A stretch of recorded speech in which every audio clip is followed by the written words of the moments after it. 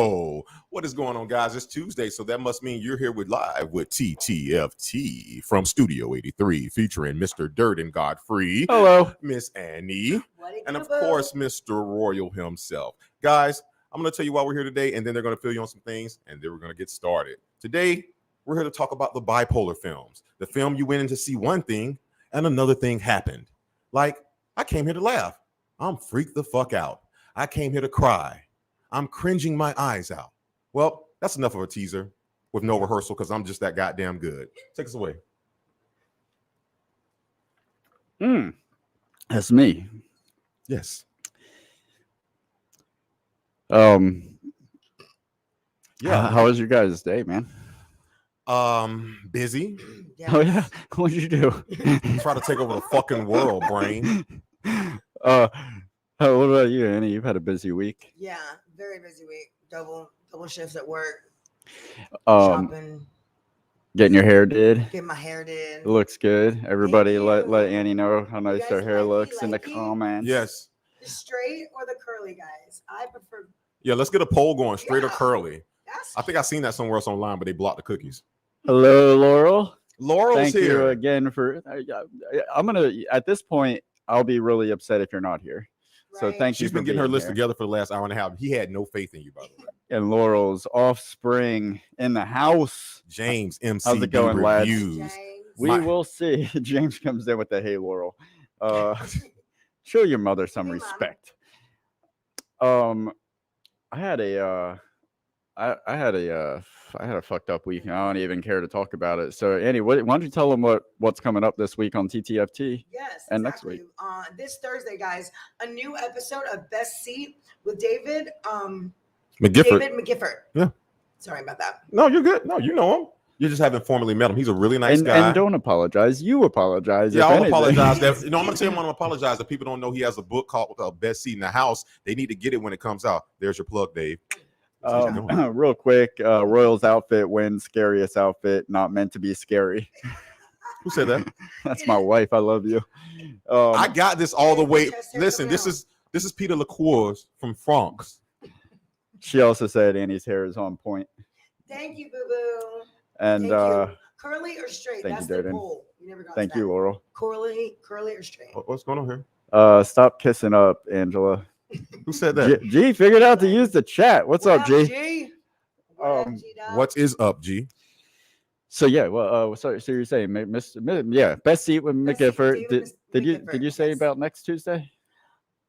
Next Tuesday, we're going to be live again with our top 10 movie kills. Explain that to me, David, because top 10 movie kills. Why do you want him to explain it? Is he darker than me? I mean, not pigment wise, but I mean, like, is he darker than me? What's going on here? Take it away, Dave. I'll take it. Top 10 movie kills. Like, one that comes to mind is Pet Sematary 2, when the stepdad runs the kid into the truck of oranges to I Want to Die. The soundtrack. It was like a kill that is exceptional. Like the best kill of the movie, like a Kill Bill shot, like a shot. Yeah, the most, whether it be the most creative kill, the goriest kill. I'm talking about like I tore that ass up. Yeah. She's 50 Shades of Grey's and end up on her list again. So that's what we're looking like. The money shot for a movie kill. I'm trying to think that you're on. I want to make sure we're on the. The perfect examples. If you guys have ever seen Zombieland, they have the kill of the week. It's basically like what kill. It doesn't have to be the best horror film ever, but in the genre of horror, what kill freaked you out? Like, oh man, they ain't have to do that shit like that. Like, God damn, that's some gory type shit. I got you. It puts the lotion on its skin. Yeah, the best kills. Like Nightmare on Elm Street's got plenty of great kills. The best murders, and it Joker. Yeah, that's a kill. Now, that's a kill. That's how you do it. That's the list. That's been on everybody's list. You know what you fucking get. And they could be the best for multiple reasons. Like that one's the best because it's fucking awesome. Yeah. But then like some other kills could be the best because it's legitimately scared the shit out of you. I'm gonna watch that when y'all leave. I'm gonna watch Joker when y'all leave. Imagine that, me on the telly. All the way through, and I know from Dahmer. That's most failures happen. Everybody do a see what I did there? Do a wellness check man, on keep Royal. live. We're doing good. Before we get into the show, I want to remind everybody to support if you're able. We appreciate it. The information is up there for the Cash App, the Venmo. And if we get over $100 tonight, if we get over $100 tonight, I am committed to doing a Janet Jackson nip slip. And if you don't want to see that, then I need to see $100. Either way, it's going to go. So you have a price. Yeah. Okay. Not morally, just physically. The Janet Jackson malfunction. Or wardrobe malfunction. Well, practice or rehearsal. And I'll be your JT. I don't need that. I'm not a city girl. Don't be my JT. Oh, you look so cute back in the day when you were Justin Timberlake. Want to say thank you very much to our existing Patreons that have been supporting the show. Some of them since we've been at the beginning, since we started. Thank you very much. Thank you. Before we get into our list, we'll run some comments here. Glenn says, "Holla, what up, Mr. Royals?" He's not like culturally appropriating. That's legit how he talks, right? And that's why this show is so great. He took what's going to come from my brain and my mouth. No, I swiped that thought right out. Then what up, G? Let me pre-object to your objection. James MCD, how easy or hard was it for you guys to come up with your list? It was damn near impossible for me. Funny thing, James, I came up with 30, and Royal seems to believe that he came up with 11, but we'll get to that. Easy, big boy. Loyal says best kill Lester Burnham in American Beauty. Now that was a killer kill. Angela David did look real cute. Didn't he? No, that comment, I don't know what happened. That comment just disappeared. All right. Wow. All right, we're into this thing. We got to go right into number 10. Last time we started over here, so this time we start on you. First episode we started with Annie. All right. So my number 10 is honorable mention. Or are we going to save that for right before 2? Yeah, let's start with the honorable mention. Yeah, thank you. That's a good idea. Hey, man. Hey. It's like you always get a sippy cup. You're much nicer with the sippy cup. Dave's sipping, Ange. I'll send him home in an oob. Well, you stay with a sippy cup. You know the day it's been, Angela, and it's still going on for you. So. Well, if the doctor prescribed it to me, you got a blue moon, I could bring her home. Huh? You got a blue moon, I could bring her home. I have 2 left, and because she supported this show, yes, I do. Or should I say, yes, I blew.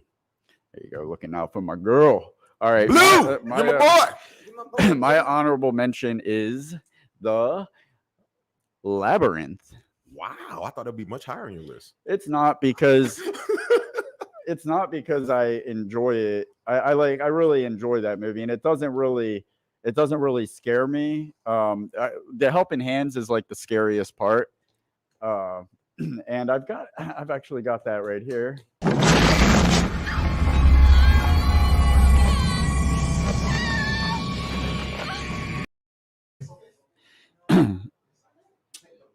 You all right?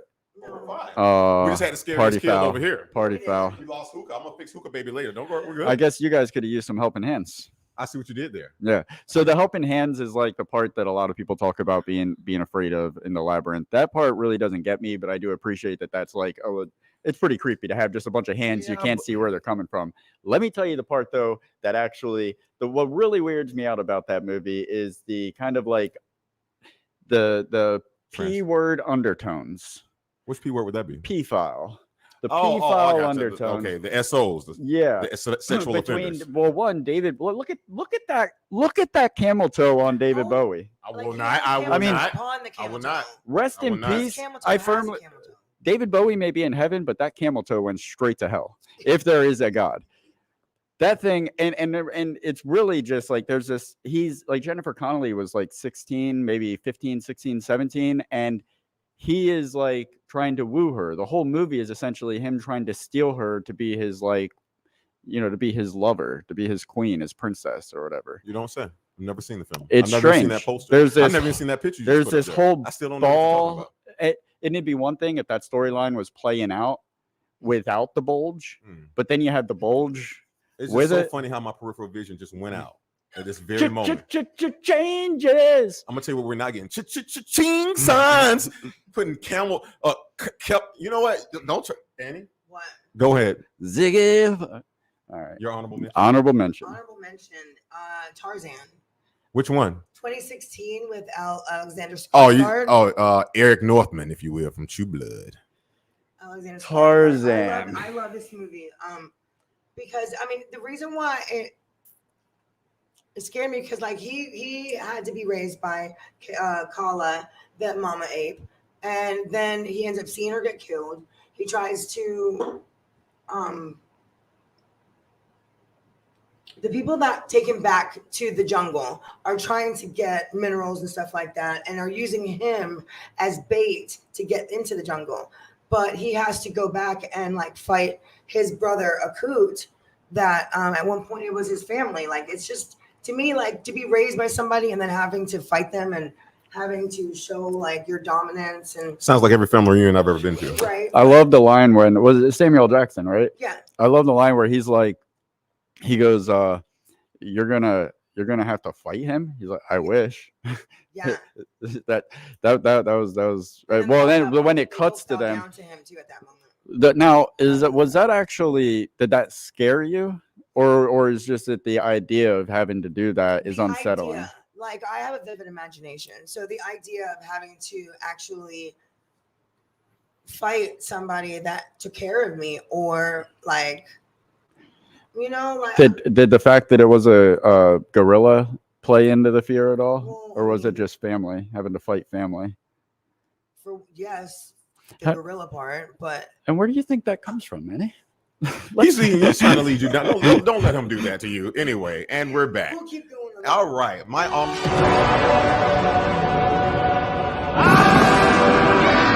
lead you. Don't let him lead you like that. I thought I was gonna get the little boy playing. No, you got a little boy playing on the keyboard over here. All right, so my honorable mention. There you go. Fuck yeah. That gets the people going.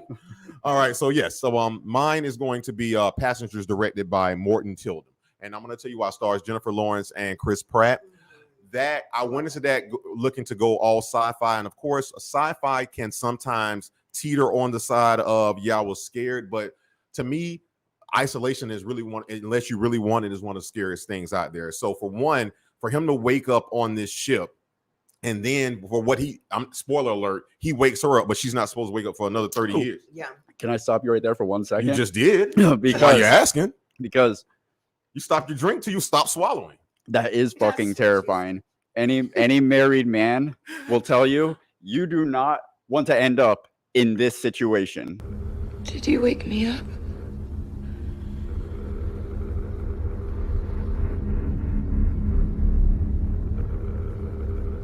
Yes, I woke you up. Oh, you fucked up. You fucked up. You don't wake her up on a Sunday morning. No breakfast even made. What the fuck are you doing? You fucked up. Nobody That's pulls baby terrifying. out the bed. What I had to ask you is, how is that not number one? Oh no, man, it did freak me. You It's see not the look on her face. No, I haven't even seen the movie, and I know she's gonna kill him. No, it scared me because then I had the knockoff version of AI behind the bar saying, "Oh, when he did what he did." But in fairness, he did. Listen, I don't want to hear them complaining. When I say them, I mean anybody out there, but I really mean a certain demographic. If you're complaining, hey, he did it for love, and that's my honorable mention. I'm gonna leave it there. Can we check the comments? Yes, let's check the comments before we get into our number 10. And there are 10 comments to get through. Let's see what we're looking at here. Kano Williams, T Royal, how have you been? Kano. Hey, hold on. Hey, that's my brother from another, not CB4. Better than Edwin. Call center B4. Kano. Hey, man. Hey, man, what's up, bro? Shout out to you. We'll be talking soon, man. When you come to the studio, man, we'll talk. James MCD, honorable mention goes to cats. My one troll answer of the evening. We'll see about that. I have a feeling you got more troll answers. The I don't musical believe or the that. remake? That's got to Both. be the remake. That's got to be the remake. Kittens. It's the remake. Kittens. James Corden. I agree. James Gordon. Laurel McDonald's honorable mention is The Last Unicorn. Yeah, that Has the subtle. Just that time. I've never seen that, but unicorn is such a special word, and you're the last one, man. Like what? And that Shit. there's a movie with Tom Cruise where Tim Curry is the devil. I can't think of what That's every movie. Tim the Curry name plays of in. it is. Yeah, Sorry, but he Angela. was especially terrifying in that. I have not seen The Last Unicorn. That makes two of us. Terror Frights, Yes. thanks for being here. What's up, TF? Green Inferno. I feel like that's intentionally terrifying, though, but that is definitely terrifying. Robert Mathis, High Tension. That's a horror. That's definitely a And horror. ironically, that's how I feel every time he's around. That breaks the rules. Okay. Yvonne, is it Yvonne Hey, Guerrero? mommy. Is that your mom? Yvonne. Rocky reference. Yvonne. What's up tonight, guys? You're looking at it. Here we are. Terror Frights, The Ruins. By the title, all right.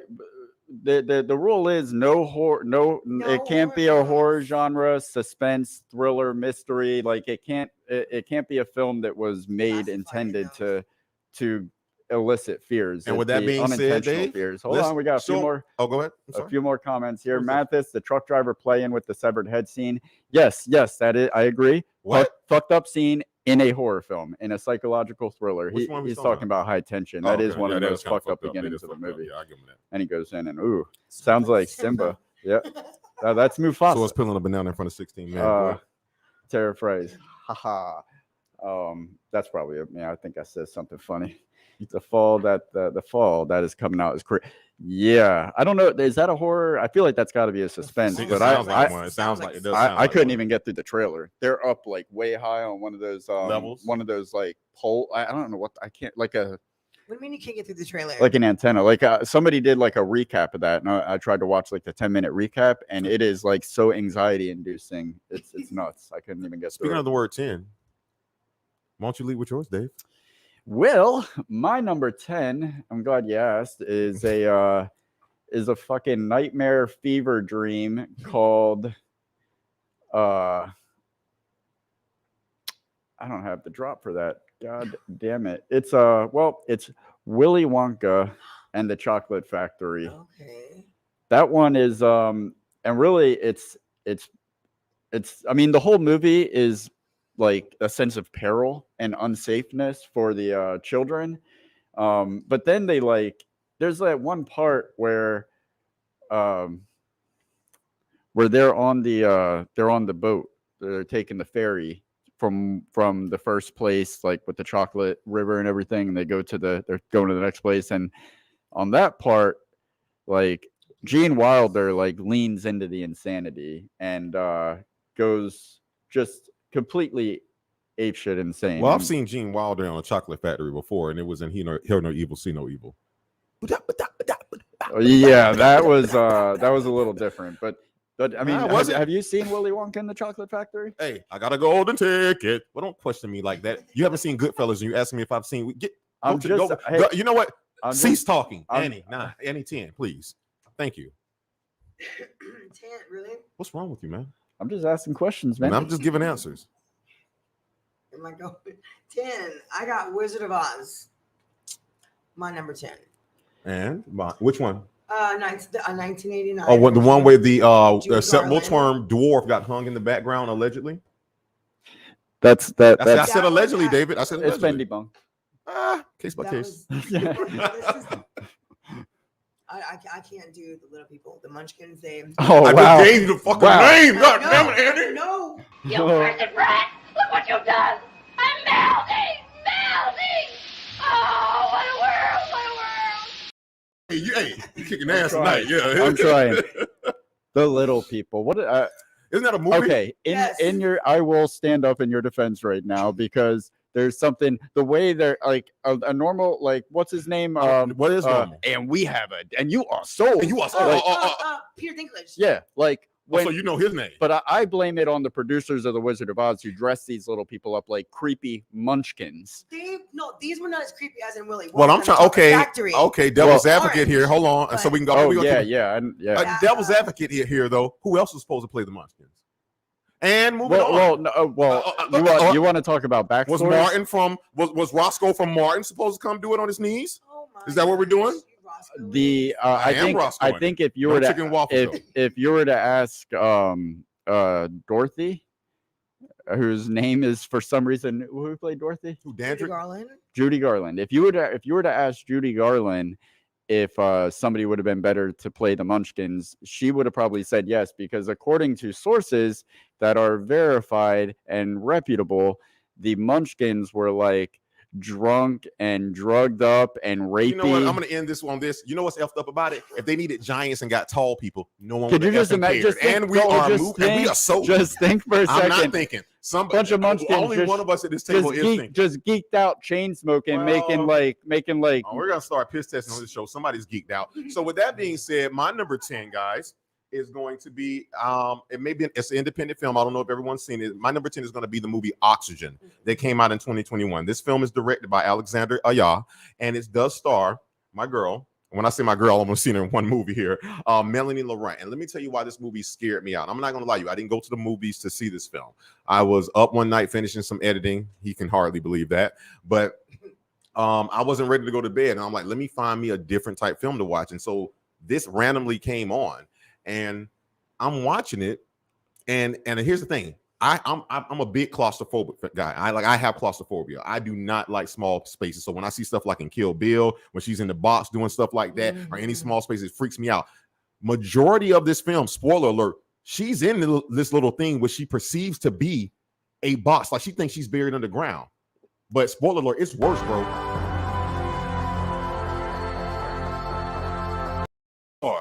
Now I watched that clip, and yeah, that's fucked up. How far it came back? I'm like, I started. So you went back? Well, no, I only saw that clip when it comes out and it zooms back, and I look and I'm like, this clip is like 3 minutes long. How fucking far is this thing gonna back up? And it just kept going and going, and it became like almost like your eyes couldn't even. It became like an optical illusion that turned into an eye. The crazy part about it is, again, you think for the first, and I'm gonna get off of it after this, you think for the first maybe 45, 50 minutes that someone has done something you think you're watching Saw or something like that. She's in this box. It reminds me of a movie I know somebody else probably has on their list, Buried, with my guy Ryan Reynolds. But my point is, it's nothing like it. There's a major twist. So go check it out. Oxygen, to the 2021 version. All right, before we move on to number 9, let's check the comments. All right, James MCD's number 10 is Unhinged. Pretty corny, but Russell Crowe is legit intimidating. I can see that. I'm always scared with Russell Crowe. And Laurel's number 10 is Indiana Jones and the Raiders of the Lost Ark. 8-year-old me is still reeling from that movie. Is that the one where the guy melts? I think that is the one. Good call. Now that was awesome how they did that. Like back in the day, like they literally melted a face and sped the film up, but they had to like control the lighting and everything to make sure that like watch how they made that. So there's like a great YouTube video on how they made that scene. It was it might help your fear with that, the scarring that it did to you as a child, that you help little Laurel out. Go back and give her a helping hand. My number 9 is this is the first time I saw this movie, I watched it in 3D, which probably didn't help. It's a children's film. It's supposed to be for children. Adeline is kind of terrified of it, and I don't disagree. It is Coraline. Oh, Caroline or Coraline? Which one? Coraline. Coraline. Oh, okay. Now the whole premise of the movie is fucked up. It's about like this girl, Coraline, finds this other world, this like mirror world to what reality is, and everything's a little bit darker there. And it seems great at first. Like her parent, there's different versions of her parents, like other mom, and they essentially they're hell bent on like still like the imagery is just crazy. They're stealing people's eyes. So like this kid walking around with buttons. Yeah, with buttons for eyes. But the most fucked up part, and I'll just play the I will just play the beginning of it because I don't want to trigger people too much. So I won't get into the shit.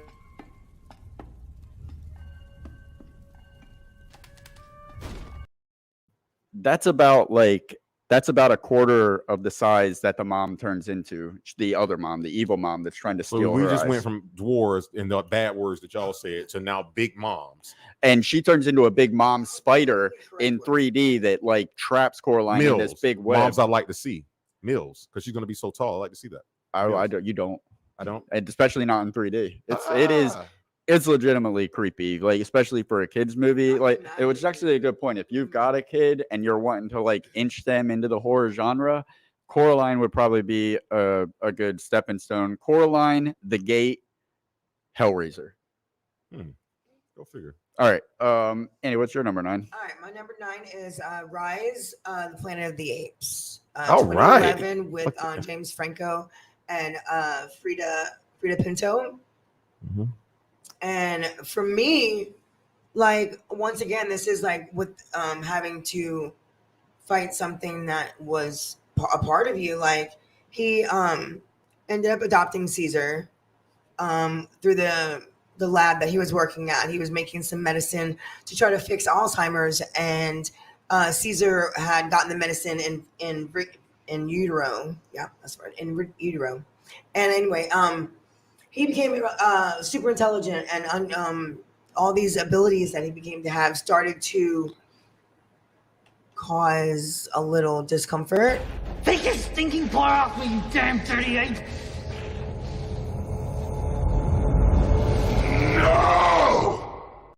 Something Yeah, about he was just like when a child learns to say no for the first time. Right after he said, then he was like, "Oh no!" people rising up and having intelligence just kind of freaked them out. Is that what you were saying? Yeah, I mean, just the fact of like seeing the what I tell you earlier. Oh, I love when this happens. Go get him, Dave. Go ahead. I got it. You keep going, Annie. Like apes running just animals running over and taking over. Well, I mean, they didn't have any problem when all dogs went to heaven. All of a sudden, the gorillas get a little loose, and it's a problem. That's all I'm saying. Not just gorillas. I mean, No, I just said all dogs go to heaven. I love that movie. I love it too. Finding Nemo, Free Willy. All the other animals get a lot of great treatment. You know, it happens. It happens. There you go, Dave. Look at that.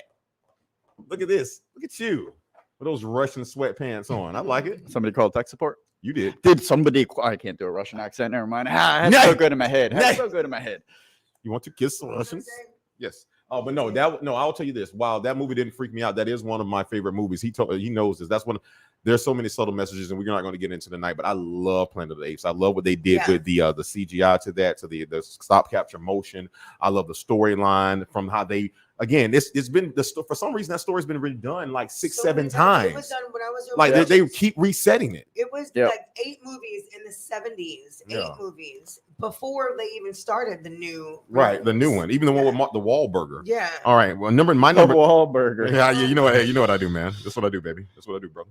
All right, number 9 for me. Number 9 for me was going to be the film, and again, he was speaking to the children era of the childhood, The Witches.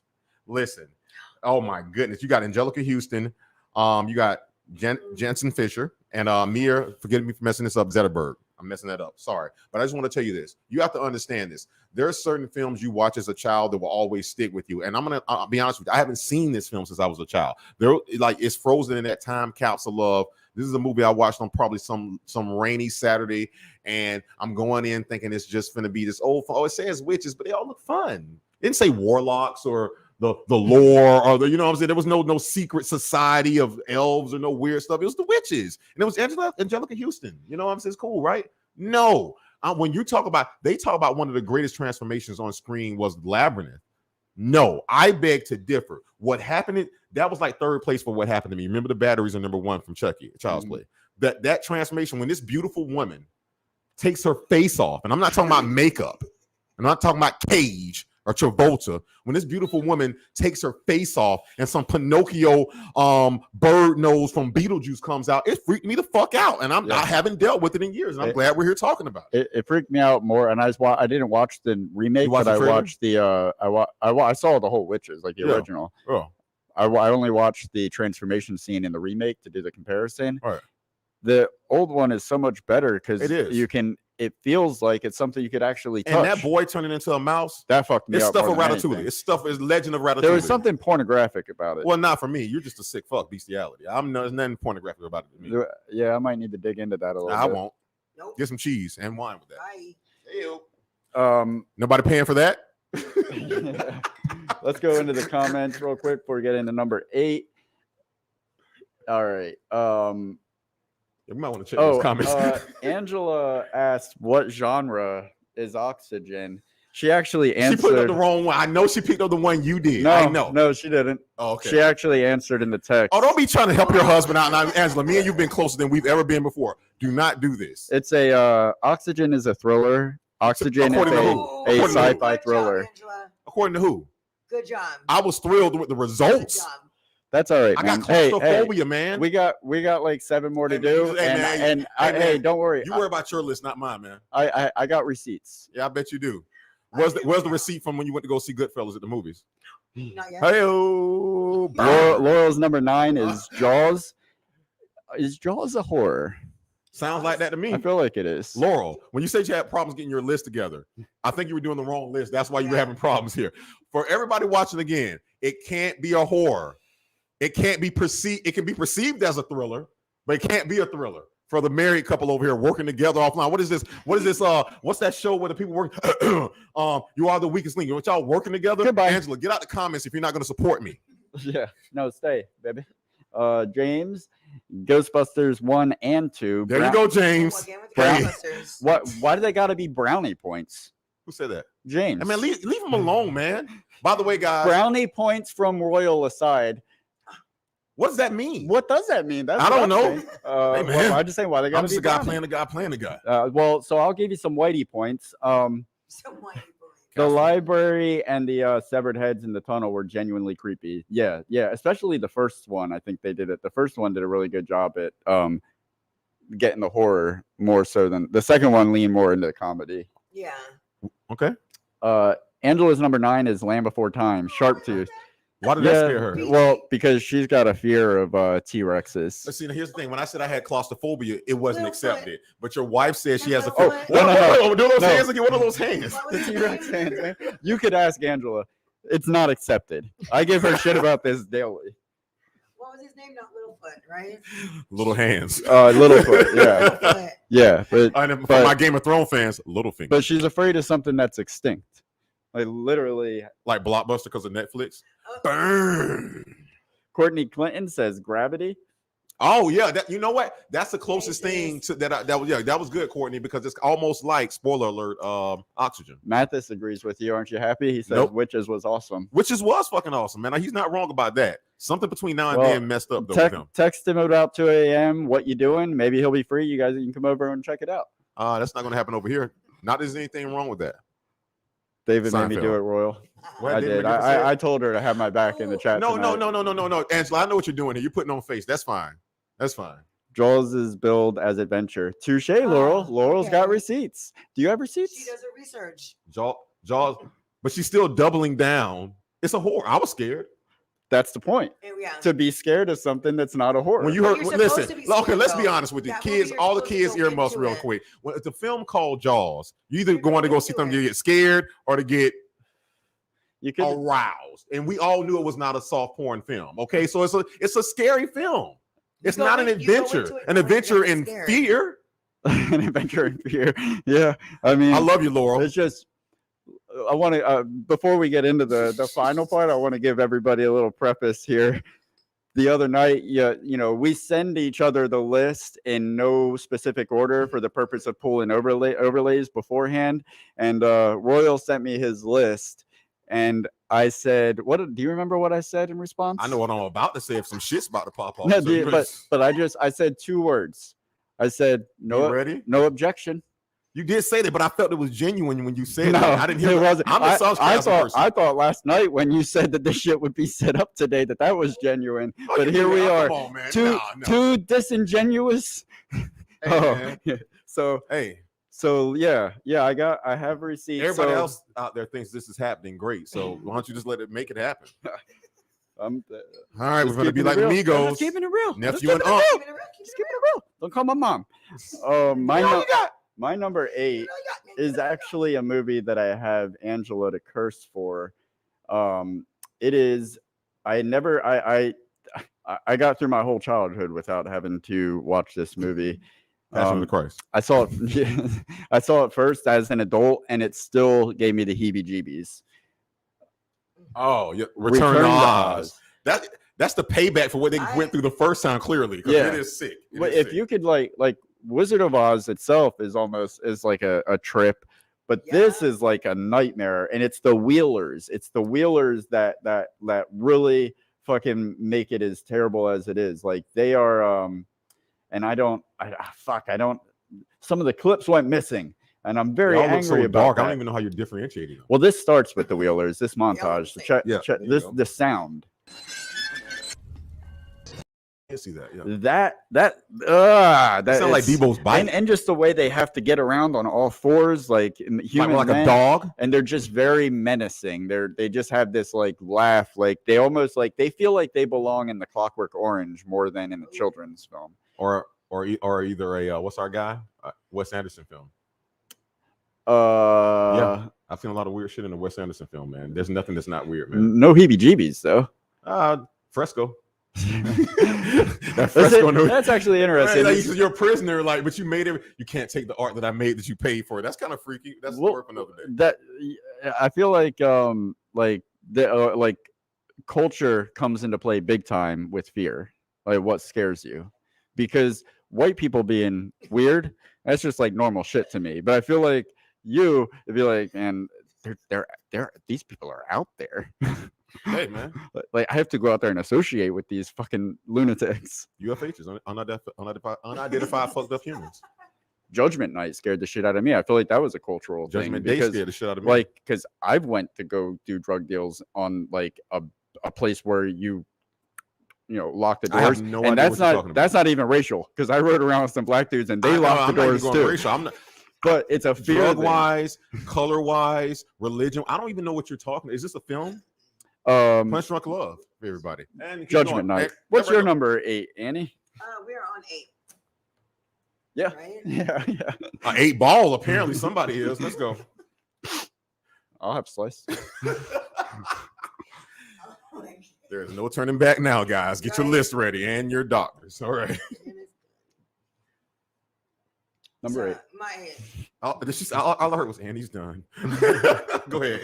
I got Willy Wonka and the Chocolate Factory. Okay. Is it for the And same reasons that no, David had, or okay, differently? Little people. Okay. Terminology is correct terminology. I'm sorry, frighten me. And That's orange, little people, for that matter. And then for me, I love candy, so I'm gonna be eating everything in the factory. Am I gonna blow up to be a blueberry? Am I gonna blow up? I mean, so you're watching that, identifying with one of the kids that got fucked up because they couldn't Yes. control themselves. yes, That's funny. I've always identified as a Charlie, but if I'm being honest with myself, I have no impulse control. Yeah, exactly. Yeah, I eat all the definitely. candy, Yeah. right, and like turn into every single one. Like I would have there's no stopping me. Oh, the little orange people. That's an interesting. Where does that come? Why does that freak you out? I have a phobia. Where does it come from? Was there? I can't divulge this Okay. information on live TV. Fair enough. We'll do this if it's Yeah, but I have a phobia of little people. Put it that way. Royal. It is your time for number 8. Listen, hey, Get it right back. Listen, Get it right back. You said right black. Yeah, that's right. Ooh, right So back that being black. said, I never miss something. We're on number 8. Yeah. Let's rock out with our socks out. Rock and Hey. sock connection, Mick Foley. What do you guys remember about that? All right. I love My that. number 8. It's about time. If you guys checked out our channel, Annie talked to you guys about it before. Those Keanu Reeves films. Well, we got one that we've never talked about, and that is Replicas. Listen, and I'm going to tell you why this film. I went into this yet again. Here I go, going on my little science fiction kick, thinking I'm going to see iRobot or something like that. I love science fiction. I love Greek mythology best, but science fiction is like a close second or third. I went into this, and I'm like, God damn you, Keanu Reeves, for always making me feel. You sick son of a good actor. You saga. Like, what? Don't make me like again. And then spoiler alert. Oh, look at WandaVision's coming on. Hello, sweetheart. That's so crazy. We do a live show about film, and I still can't not watch TV. I blame my grandma for this. Love you, grandma. Grandma, Mama Miller. So, and with that being said, again, the movie Replicas, guys, if you have not seen it, now don't get me wrong. This idea has been done before, but he loses his family. And then he has to recreate them like, oh, world, that's been done a million times. Okay, you know what hasn't been done a million times? Having to recreate your family and not get caught and going into a bathroom stall and having somebody sticking an 11-inch needle in your eye and they showing it on camera. That freaked me the entire FUCK out. Yes, I just said it, and you think I'm playing, I'll say it again because this is live. Having to go into a bathroom stall and somebody sticking an 11-inch needle into your eyeball while you have to watch it on camera, that will fuck you up. You know what I will say is that That's a pitch for a trailer. I believe that it freaked you out. I believe that it thrilled you. I'm gonna stab the fuck out of you. Well, that would be Overlay up. scary. No, listen. Then this episode would be labeled a horror. Listen, okay, if you go see, I saw Twins. That wasn't scary with Arnold Schwarzenegger and Danny DeVito. So if I go see replicas, I'm expecting there to be another Keanu Reeves. I just saw his own replica in Bill and Ted. So I thought it's replicas, man. Hey, you know what? I'm not explaining myself. I'm so glad, Brett. Go to There's the a third person here. I'm gonna go to Annie. Help me out in the comments. I'm gonna go to Annie. Hey, everybody except Angela. You I know see you're what he's- contractually obligated not to help me out. And he's specifically like talking so nobody else can speak. You see what he's doing here? I'm trying to learn. So his What you guys are I just doing. want to recap for everybody. His logic is it doesn't matter what the filmmakers labeled their movie as a genre. What matters is what he expected it to be going into it, because the title reminded him of a Danny DeVito, Arnold Schwarzenegger picture from the 80s that wasn't a horror film. Yeah, if you're in elementary school, I would expect that people to believe Just that. to be clear, we're on the But same I'm page. sorry. Have us of the initiated world has heard this quote before. Artists to be interpreted, and you can't tell me how to interpret it. Yeah. You're being such an art jerk Up right now. and Down down the the field. I wish I had that But you clip. don't. I should have had that pulled. But you will next week. I will tell you though, when I was pulling clips, and I don't have one for I don't have one for replicas. But I did watch that the death scene. That was traumatizing. Yeah.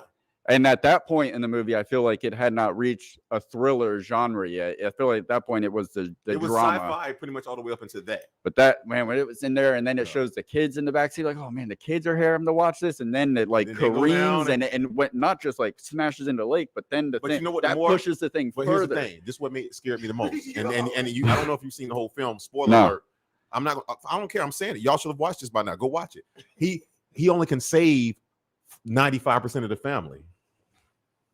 And the mother's his in family? of his family, he can only bring them back. But the other ones are not supposed to know that they're missing a sister. So he takes away all the clothes and everything, burns them and everything. But the mom is the one like, something's missing. I just feel like there's something else that was here. I was intrigued by. I saw a clip, but I didn't know the context. The ending, the robot at the end looked really creepy. Was that Keanu Reeves? He went Lucy. So that was his conscience, and Mhm. I got that feeling.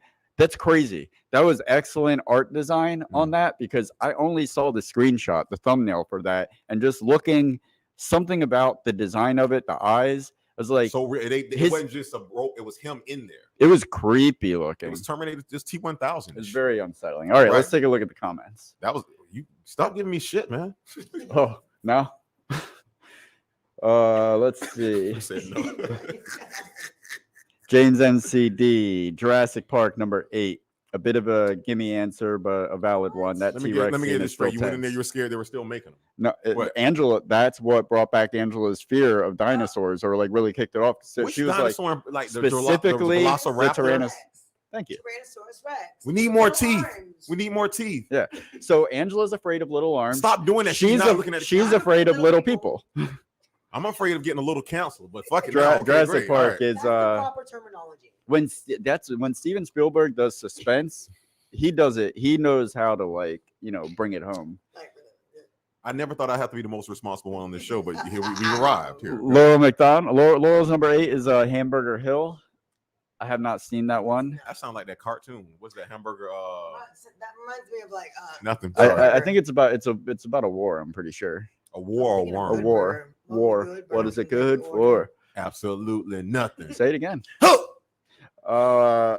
Return to Oz would be Angela's number 1. Yeah. She showed that one to me. Really? More than what is it? Boogity? Boogity? Bride of Boogity? Do you know these movies? No, These I thought old you were saying Boogie Nights. I thought you were saying Boogie Nights. Boogie I was Nights. gonna say, Now That's scary. that dick was a monster. That's lovely. Okay. Lovely. I love Mark Wahlberg. Crash test dummy Vegas. Keanu made me laugh. Damn, James. There you go, getting dark with it. There you go, James. We gotta. No, we don't. He's right where he needs to. You leave him. He's under my tutelage. He's not Oh your. yeah, Go find you somebody. Hamburger Hill is a Vietnam story, and I Okay. feel like in our conversation about that, we've expressed our ignorance about history. No, you have. I know. I mean, ask me about a movie from that time, I'll tell you. But like, You never saw Platoon? huh? Platoon. I just Um, asked you about a movie from that time. let's get into my number 7. Well, motherfucker, are we friends? I'm finding. Who is this guy, man? Next. My number 7 is it's actually one of my favorite films. It's in the process of being remade, directed by, speaking of Jurassic Park, the remakes. Bryce Dallas Howard. She's on set to direct the remake, and our boy Brad Copeland. Our boy. Well, he is our boy, man. Hey, Yeah, listen, I mean, he told us he's- about that. yeah, He's our boy. He broke it told us- down. Speaking of Jurassic Park, King Connections, really quick. Guess who's in one of the Jurassic Parks? One of the guys that stole that movie. Oh yeah, Vince Vince. Vaughn. There we go. All Well, right. yeah, Brad. If you want to know what we're talking about, we're not going to tell you how to go check out our channels. There's like 2,000 awesome videos Yeah, there. it's in there somewhere. Yeah. Brad Copeland was signed up to write it. I'm not sure where it's at now in development, but the movie I'm talking about is Flight of the Navigator. Easily, I like 3 Disney films where they got it perfect as far as I'm concerned. Okay. Goofy Movie, Flight of the Navigator, and Emperor's New Groove. But Flight of the Navigator is a creepy movie to me. Pee Wee Herman is the voice. Pee Wee Herman is going to make this list again. Spoiler alert. There are a lot of funny because he was doing something creepy in a movie theater. I'm not going down that You road don't have because to. I don't That's for see the anything kids. wrong with James, just get on YouTube tonight. it. You'll find it. But Flight of the Navigator is about a kid that goes.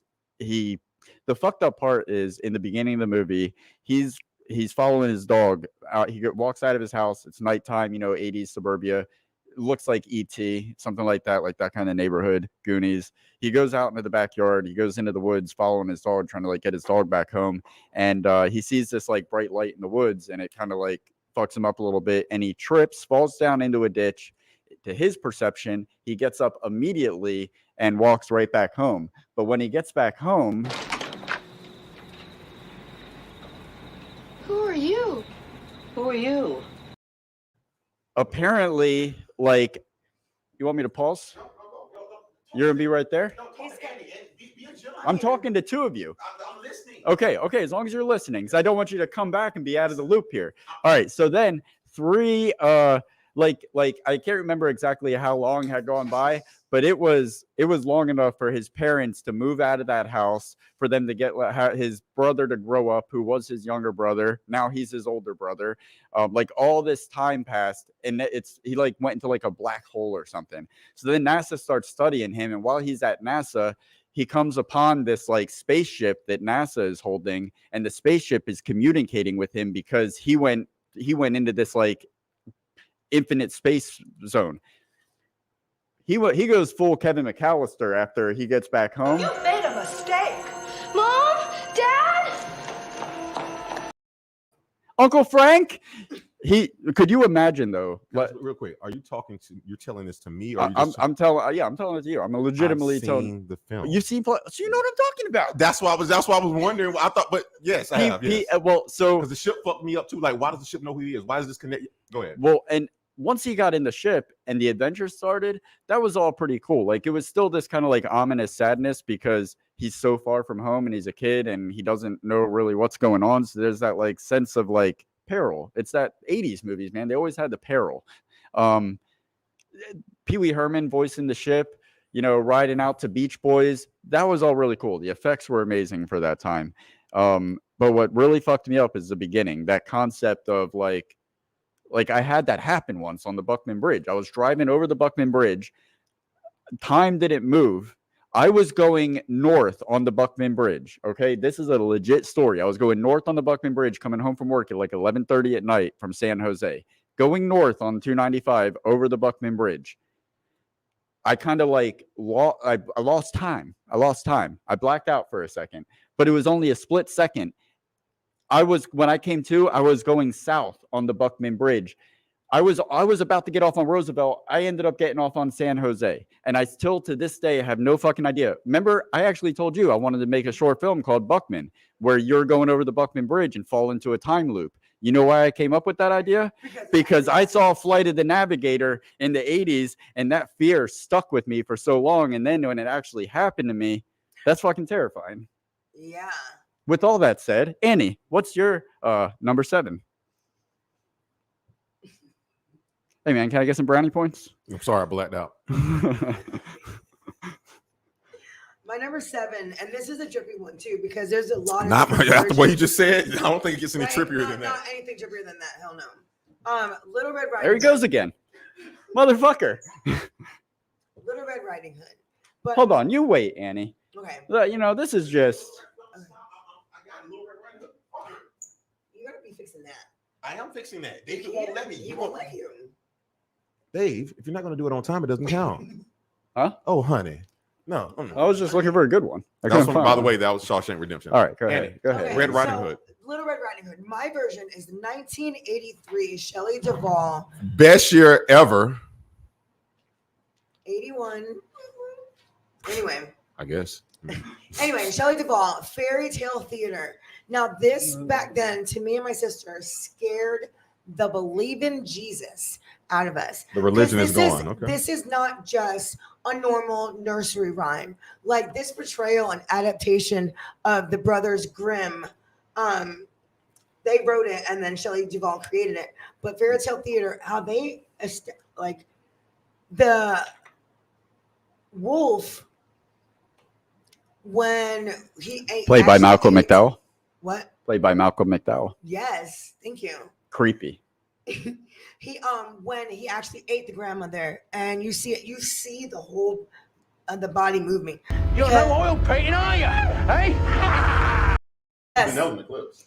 Yes, That was but cool. in that clip right after that, you see Red Riding Hood coming to him and talking to him as it was the grandmother, and then you see the belly just moving. Like they didn't have much of a wardrobe back then, and how they portrayed it, it was just like very surreal. And as a young child back then, like that was terrifying to me and my sister. Like it was an actual fairy tale. But it was real people. It wasn't like a storybook. It wasn't a cartoon fairy tale. And Malcolm McDowell is a hell of an actor. Oh, yeah. Like he's the Sure. lead in Clockwork Orange. You know, That's he's- like Yes. he's legitimately psycho. So they couldn't have picked a better person to terrify children. Yes. I concur. But yeah, that movie. And back Shelley then, Duvall. Yeah. She knows all about being traumatized. Yeah. Say that again twice. Shout out to Kubrick. All right. Yeah.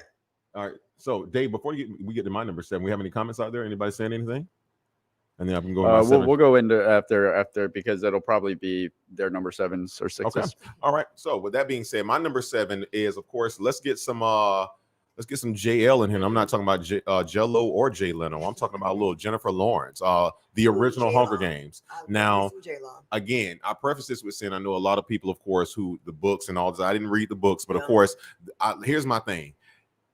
I'll be honest with you, like certain genres gravitate towards you. So I never found the Lord of the Rings. Like I got there, I just it couldn't keep me. But I never knew anything about the Hunger Games, but it got me. And I'm going to tell you why. I went into this expecting to see like maybe some like I'm maybe not a PG-13 version of American History X, but with just kids. I didn't think that it was going to get as because I knew nothing about the source material.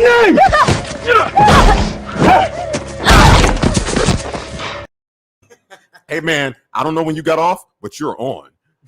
Man, that Yeah. It And made you what- really what's- think like what- that's what's going to happen one you day. know how Yes. you know how times has changed because Hollywood would not have a black man doing that to a white woman right now. I'm surprised. No, that But just lets we me know. can't. No, that lets me know the studio got too high on coke that night, and they didn't see this in the yeah, pre-watch. yeah. Like, what was that? No, man, it's a tree, it's a shadow. But that a scene like that is traumatizing in a Fuck PG. that scene. well, It's the entire. The all whole these yeah, the whole- kids atmosphere, rising the up, entire and storyline. how cowardly have we gotten as a society at this dystopian point in life, this stoic time that we put our kids out there to go back. It's like Nino Brown picking up that girl in New Jack City as a shield or something like that, bro. It's fucking crazy. if I've ever seen a metaphor for like lower middle class, lower class, the struggle, how they Yeah. pin us against each other.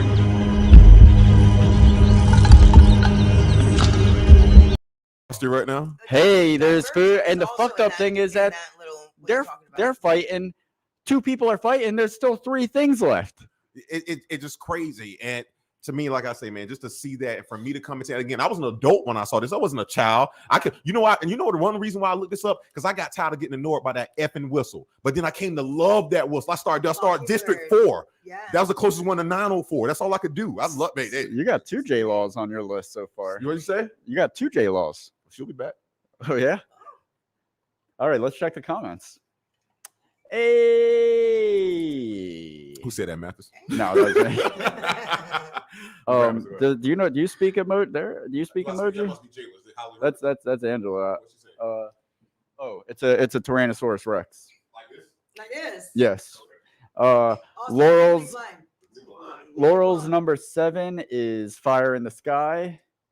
Roy, who the fuck is that? Laurel. Oh, Laurel. Laurel. That's that movie that's based on the Whitley book, right? The alien abduction. If so, I read the book, I believe, or was it called Witness? Shit, I don't know. Let me know in the comments. I think, but Fire in the Sky, is that an abduction movie? 'Cause if so, I think I know what you're talking about. I think it's terrifying. Who is in it? Number 7, James, is Coraline. Leica? L-A? Lakia. No, the I is before the K. Lakia. Um, I don't know. they need to make I need my glasses. more movies. Oh, they need to make more movies like that. Yeah, for sure. Lakia needs more movies. G says, "Come on, Marty, we dancing out there." Do you know what that I have reference no is? idea what that means. Do you know what that reference No. is? Come on, Marty. And we between be all three of us, dancing if out we don't there. know, it's We dancing out Trying there. to say, "Come on, Marty, we dancing out there." No, I don't got it. Yeah, let me know, What Jay. is Oh, I I don't know got what it. that is. I think I got it. What is No, it? I'm just it's from the Oh, movie. okay. No. Your mom says that wolf freaks me out. Yes. Yeah. Little Red Riding Hood. Come up here smelling like all that big Kano's old number wolf. 7 is That wolf. Howard the Duck. Yeah, we covered. Oh, Howard you know the Duck. what? I did not. No, the crazy part about it, it didn't scare me as a child, but as an adult, I was freaked out. Now, Especially the principal from Ferris Bueller's Days Off. That's what Yes. we do. That's why we're here, and we're doing it live. yeah. Like, you He's know what? I feel still like a my magician scene show. Like they You look think like a that we magician in that practice vest. it so much, and this banter is somehow rehearsed. No, this is Genesis says, "Hey, Hi, Where's baby girl. Revelations at? Love you. Revelations." Genesis. Oh, Jesus Christ. Atheist. Laurel's. Yes, it's the abduction movie. Yeah. Okay, then. Is it based on that movie by Whitley? Aren't they It's all? the abduction. iRobot. Oh, iRobot, hell yeah. You I lost time. Same movie. Oh, you're doing Primal Primal Fear. It's Hold I'm on. sorry. Hold on, man. Hold the Come- fuck is this? come on, it's Marty. called Primal Fear. Come on, Marty. We dancing Fear is out in there. the title. dancing out there. I like you, Well, Marty.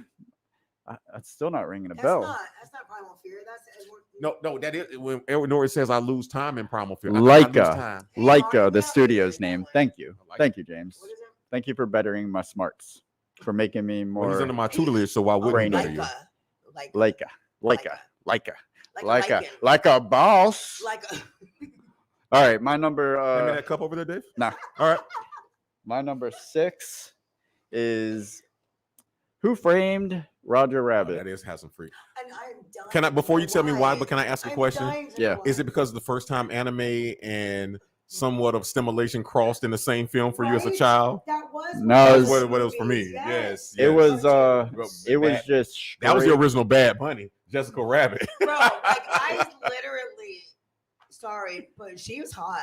Who- She still is. Oh She's yeah. aged like Jessica fine Rabbit. wine. Like, As yes. as CGI women, as a animation. man that shaped me growing up once said, a former lover of my Aunt Donna, Mr. Dean Dolino said, I do animation. And he was referring to Jasmine from Aladdin, which I also agree with. She can get it. Well, I'm the Sausage King of Chicago, Abe Because Froman, that and was the I first agree. dark-skinned princess as well. Yeah. But back to Roger Rabbit. The singular part about that movie is When I kill your brother, I talk. Yeah, that's so Christopher motherfucking You know what Lloyd. you see, and when I know this came out before this movie, but you can see some of the same animation in the mask. Don't you kind of see the same Yes, little yeah. eyes Yeah, popping, yeah. things Eyes like that? popping That's out, crazy, yeah. man.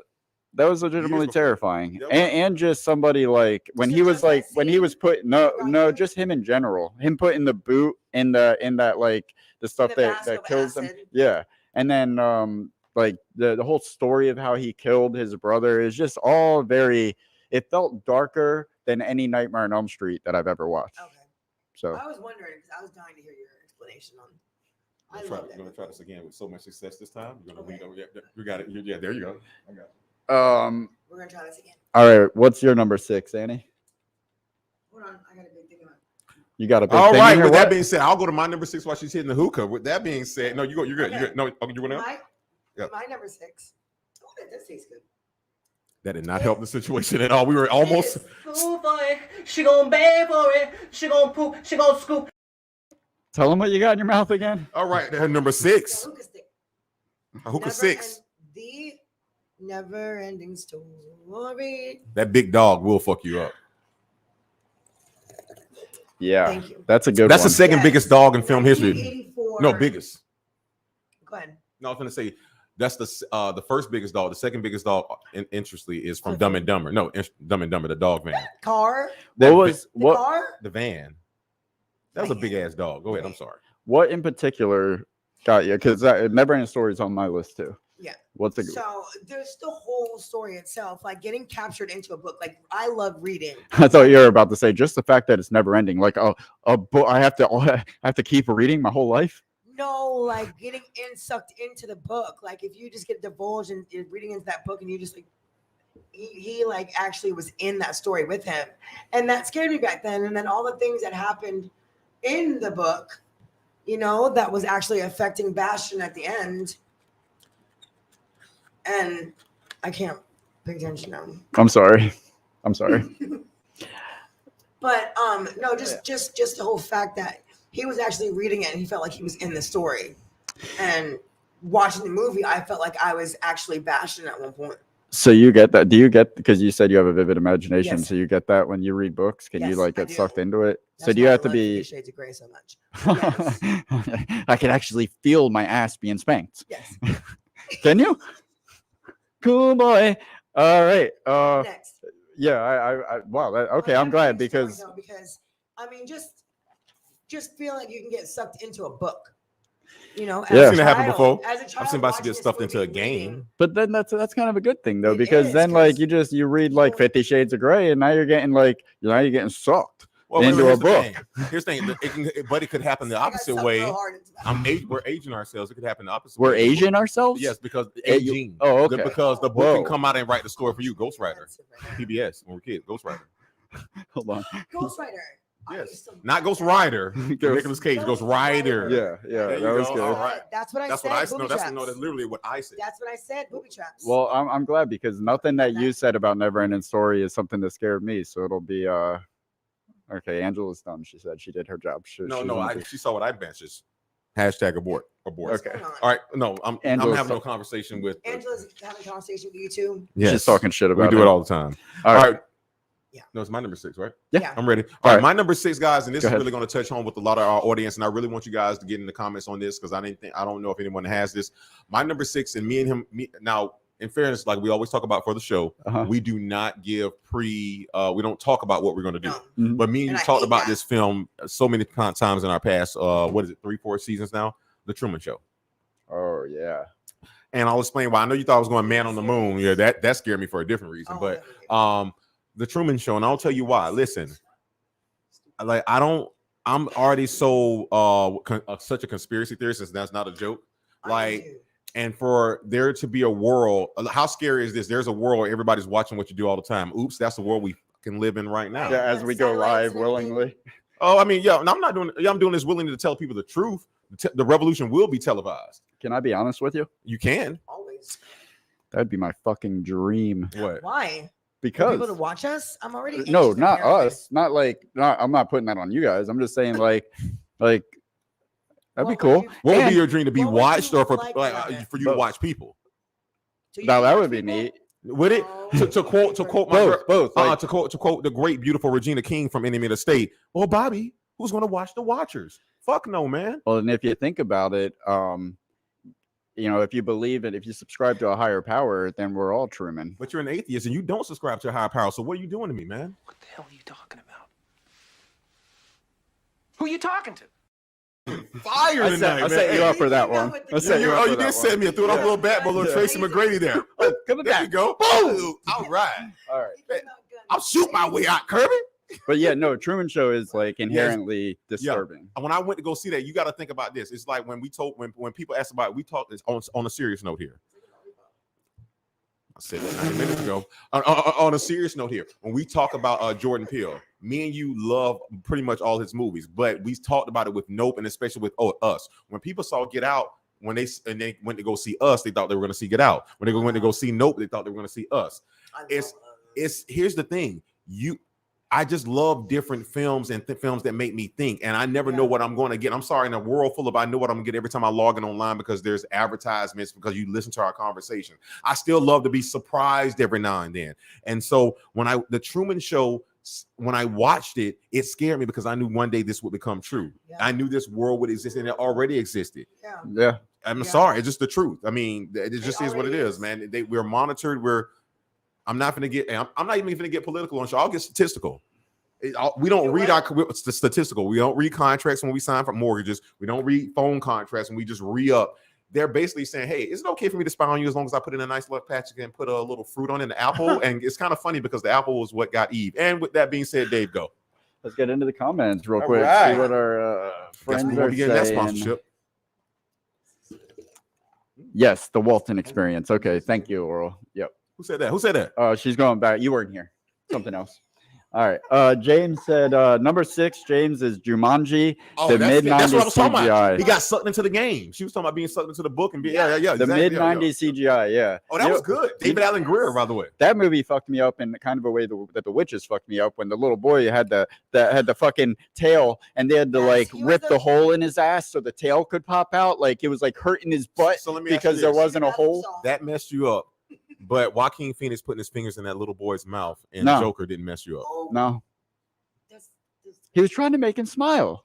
He was trying to make a little boy smile. In turn, he made him cry. Let's go. All right. Make you laugh. I like when Jumanji, good call. stuck his fingers down Jonah's throat and made him Laurel, throw good up. Son. And I'm going to try. Good son. Who said that? Laurel. Hey, now great callback. Talk about I need to change my career. And I'm going to go ahead and assume kid. that on everything else that you're mentioning, you've already double-checked. That she hasn't. She has. I believe she has. Nah, good son still. Thriller. You're projecting. I'm watching. Okay, that was Macaulay Culkin going full dark. He's like, let me shed this Kevin McAllister image.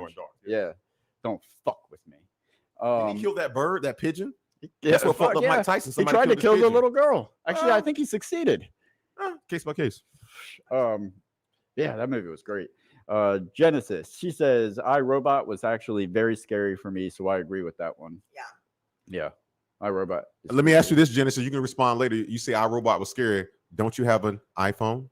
Royce said he can't think of patty cake the same way ever since. Royce, that is such an appropriate comment. I don't know what is that in the response to? Patty cake.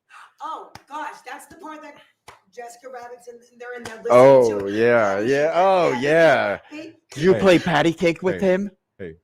Huh? Did you play? You always do that. Stop making it weird. I know. I know. Not that there's anything wrong with that. No, that was a good fucking movie. I like it. I still watch it. It's a good part. He's peeking through the window while they're playing cake. Let's call it. Courtney says 1 hour photo. I feel like I feel like that was a thriller. That was still a suspense thriller though. But it was good though. Guys, if you're just joining us, we're doing films that scare us that are not horror films or thrillers. Well, at least I thought I was until fucking King Verdict over here. Lord Vigo, Lord whatever. Hey man, I'm just trying to keep us on track. What happened? I'm just trying to keep us on track. Where we at now? I'm on my number 5. I think it's me to start 5. I think it's me to start 5. There we go. Oh, you want to start now? I'll start 5. Yeah. So we're doing the flipsies again. We're back to flipsies. We're going to flip it out, man. Okay, yeah, we're going to flipsies. Flip side. What you doing? Okay. Flip. I'm flipping. Play me a clip right now. Pick one. Pick one, damn it. Just do that. I shot a kid. And that kid that was shot was the kid in me when I was an adult and I found out there was a film called Birth of a Nation. And I'm not talking about the one done by the director who shall not be named. I'm not going to name his name because they swept his name under the rug when he did this film. Let's just say he was in The Great Debaters and he's a talented actor. And they brought up a rape case that actually did not exist to bury this film because here's the thing. There's a lot of things our society does not like, and an uppity person they tend to not like. So this person did a film called Birth of a Nation. You know why he did a film called Birth of a Nation that came out about 5 to 6 to 7 years ago that I took my daughter to see? Because in 1915, there was a film that came out called The Birth of a Nation. It was used as a recruiting tool for the, I'm sorry, I don't know what letter the K is in the alphabet, but they used it 3 times. Let's call it K third, or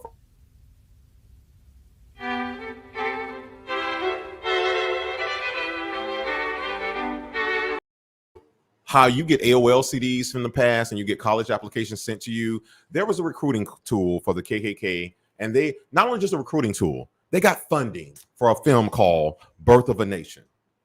And my only retort to that was, the only thing I can retort, because these are people I never met who somehow affected the society that I live in, was I took my daughter, being a single father and being a great dad, because I love my daughter to death, and I took her to go see The Birth of a Nation from a Black director, an African-American director, who I love sarcasm. He named his film directly after what they named their recruiting tool for the KKK for. And I said, why would he do that? And I thought about it. I said, that's brilliant. It's genius, because when they Google his film or they try to sweep it on the rug, without a shadow of a doubt, it's still connected to the origin of it. So he probably wanted to name his film a million things. He named it that exact film name because it would always be tied to the other film. I will use my enemy as my footstool. And sir, that is my number 5. I'm going to play devil's advocate for a moment. You bet not tonight, brother. And I do say brother loosely. You watch it, you pace yourself, big boy. I thought about this today. I thought about what I was going to say on this one. Yeah. That's not allowed. Is it? I watched like 30 minutes of it last night, the original. You're on a list now by now. They're watching you now, by the way. And there was definitely a creepy undertone to it. Correct.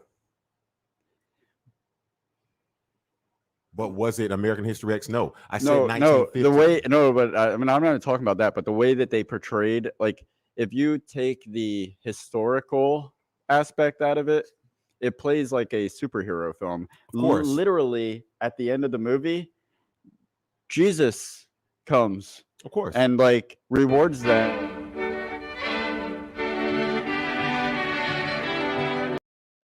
It's funny you say that, because see, it's not funny you say, but it is funny you say, because that's the same reason why in The Birth of a Nation, the version that was done by Mr. Nate Parker, and thank you for that segue, he had it to where he said, you use the Bible and your religion to enslave our people. And you got me going around what the original version of Buck Dancing, talking about how to enslave people. But he said in the same Bible that they preach to us in, he found same passages that say, which you should be uplifting and do these things. So within that recruiting tool that they use in that film, and again, this show that we do, we don't lean towards politics, religion, or anything like that. But when we discuss film, we would discuss the subject of the film. And I just love that. And this is how I know it's true. Again, he did this film and they swept it under the rug. I've seen Nate Parker in the Great Debaters and 10 other films prior to that. But all of a sudden, when he came out with this film, there were rape allegations. If I can't kill you, I'll kill your persona because you can galvanize, and that's my number 5. I'll leave it there. I really have no devil's advocate for that one. I was just trying to be you don't have to, because the devil was the advocate. Ooh. Yeah, boy! Yeah! Yeah. All right. Annie, what is your number 5? My number 5 is a oldie but goodie and a classic, and my ultimate go-to for enjoyment and for anything but Goonies. Can I ask, what about Goonies scared you, Annie? What about Goonies scared me? Sloth? The fact that a baby Ruth full of sugar and diabetes? Hey, you guys. I love it. No. So you just have a fear of the disabled. Little people, the hands, Well, I love him, matter of fact. Anyway, no, just going through the tunnels and like the skeleton piano. And one-eyed Willy. And like being claustrophobic underneath those tunnels. Hold on, can I say this real quick? Hold on. Annie, you Goonie! A bite of fettuccine in 1981. The only thing we serve is tongue. Saved you. Want to take Tony. The myth lives, damn it. Don't you kill these kids Christmas. Why?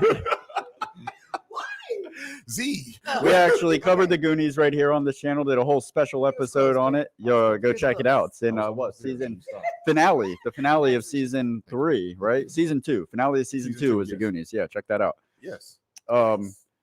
So yeah, I mean everything about it was that peril, the 80s peril. Just the thought, like put yourself in that like to have an adventure as a child. You know what I mean? Like with all your friends, one last summer, and all this stuff like happens to you. Like back then, those movies like really hit home to me because I like saw myself in those all were the movies big that I budget films watched. that appealed to the middle class, and I know where you're coming from. It's like, hey, Those living check to movies check, made me man. You see your feel- family struggle. Hey, we might not be here, might be there, but we're gonna make the best of it. Those make the best times. Yeah, and those movies I agree. made me fall into that like. You're number 5. My number 5 Good job. is like Annie, Never Ending Story. And the reason why the two images, Feet on the ground. the 2 images that you see on the screen right now, I believe its name is Mork. I don't know if the G is silent. I don't know. I just call him the nothing.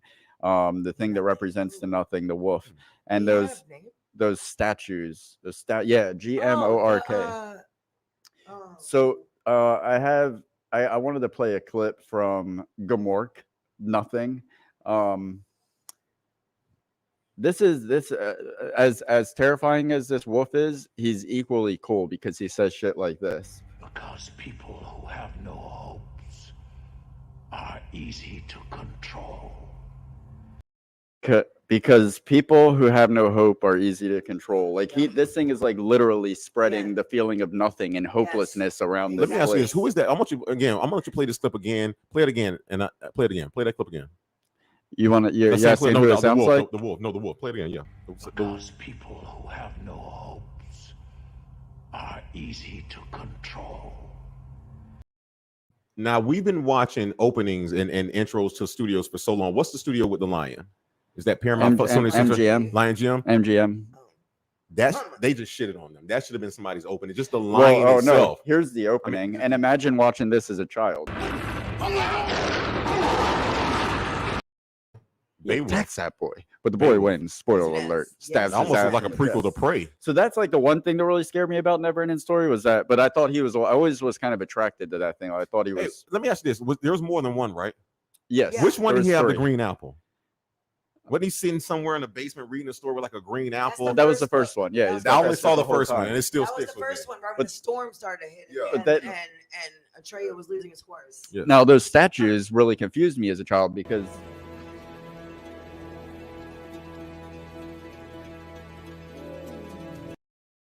I mean, I've heard of framing and point of view, but why do we need that shot? Well, it's to let you know, if you notice, what's center frame is a dead person who tried to do what he's about to try to do. And also lets me know, play it again, who doesn't wear the pants in the family. Play it again.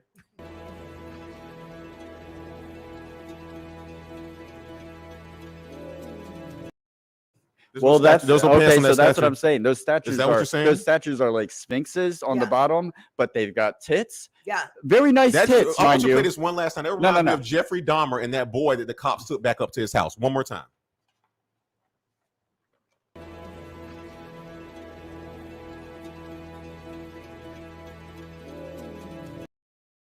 I'll still pay you. Rest in peace. I'll still pay you 50. But yeah, so so they've got nice tits. I'm a child when I watch this. I'm like, okay, I'm kind of turned on. I'm also terrified because they are looming. They are very scary. And they when their eyes start lighting up, when you don't have faith in yourself and you stop believing in yourself, that's when you know you're fucked. Okay, and you can't get so through. what you're saying is, don't stop believing. Oh no. Especially when this happens.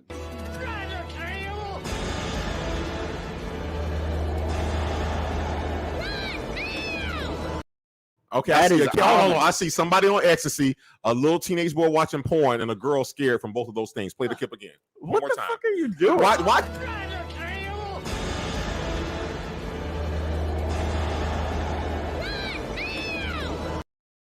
All right, I'm done. All right. All right, let's get into the comments. I'm scared now. Where's the FCC? Have they said anything? They're not. Genesis, I don't. I don't. I don't. What? What? That was like an hour ago. What, baby girl? Sorry. All right. Laurel's number 5 is Willy Wonka and the Chocolate Factory. Touche. Yes, for all the reasons. Good I job, said. Laurel. The little yellow people. You know what? If you're not talking about the Simpsons, we're gonna really have to have a talk. You're really Asian us right now. Yeah. I see what you did there. You set your what was that? What was that country? Cause The one I did. Fuck it, I can't remember it. Jane says number 5, Paranorman. This is Leica's Guatemalan. best movie. They really need to make more movies. Who? Paranorman. Leica is a production. Oh yes, I company agree. that I did- agree, James. I agree. Hey, this is not. Hey, It's hey, probably look, hey, just- whatever. Hey, I need you to pour that shit out. By the right way, now. go check out. We did a little impromptu discussion Dahmer. on Dahmers. If Thank you've you seen for it that. and want to hear about I that, didn't know that's what yeah. you were doing. That was really good. Yeah. So guys, if you didn't check out our No, I raw think- review- I think there's really something in your drink though, right? Yeah. right. So Yeah, it's a little bit of that both. David made. Genesis, your daughter, she's okay. Genesis, androids for life. Oh, who said that? My daughter. Oh, you are cool. There you go. Does the Wizard of Oz count? Yes, Of it course, absolutely Genesis, does. that was on my Yeah, list. that's a Counts? good one. Oh, Wizard of Oz. Yes. Wizard of Oz counts a That hell was of a on my lot more list. than 4 that are on his list. I'm gonna stab you in your neck in front of people, You're like and Dahmer. they're not gonna be expecting to see that. All right, what are we? So now it's on you Yeah, again, no, Ro. forward. We've reversed. We reread. Reverse. I'm so glad I had. If I didn't have my notes, I'd have been so screwed tonight. Oh but I'm my so God, glad. give me Thank your you. damn notebook. I did it. All right. Mm. Oh, I'm number 4.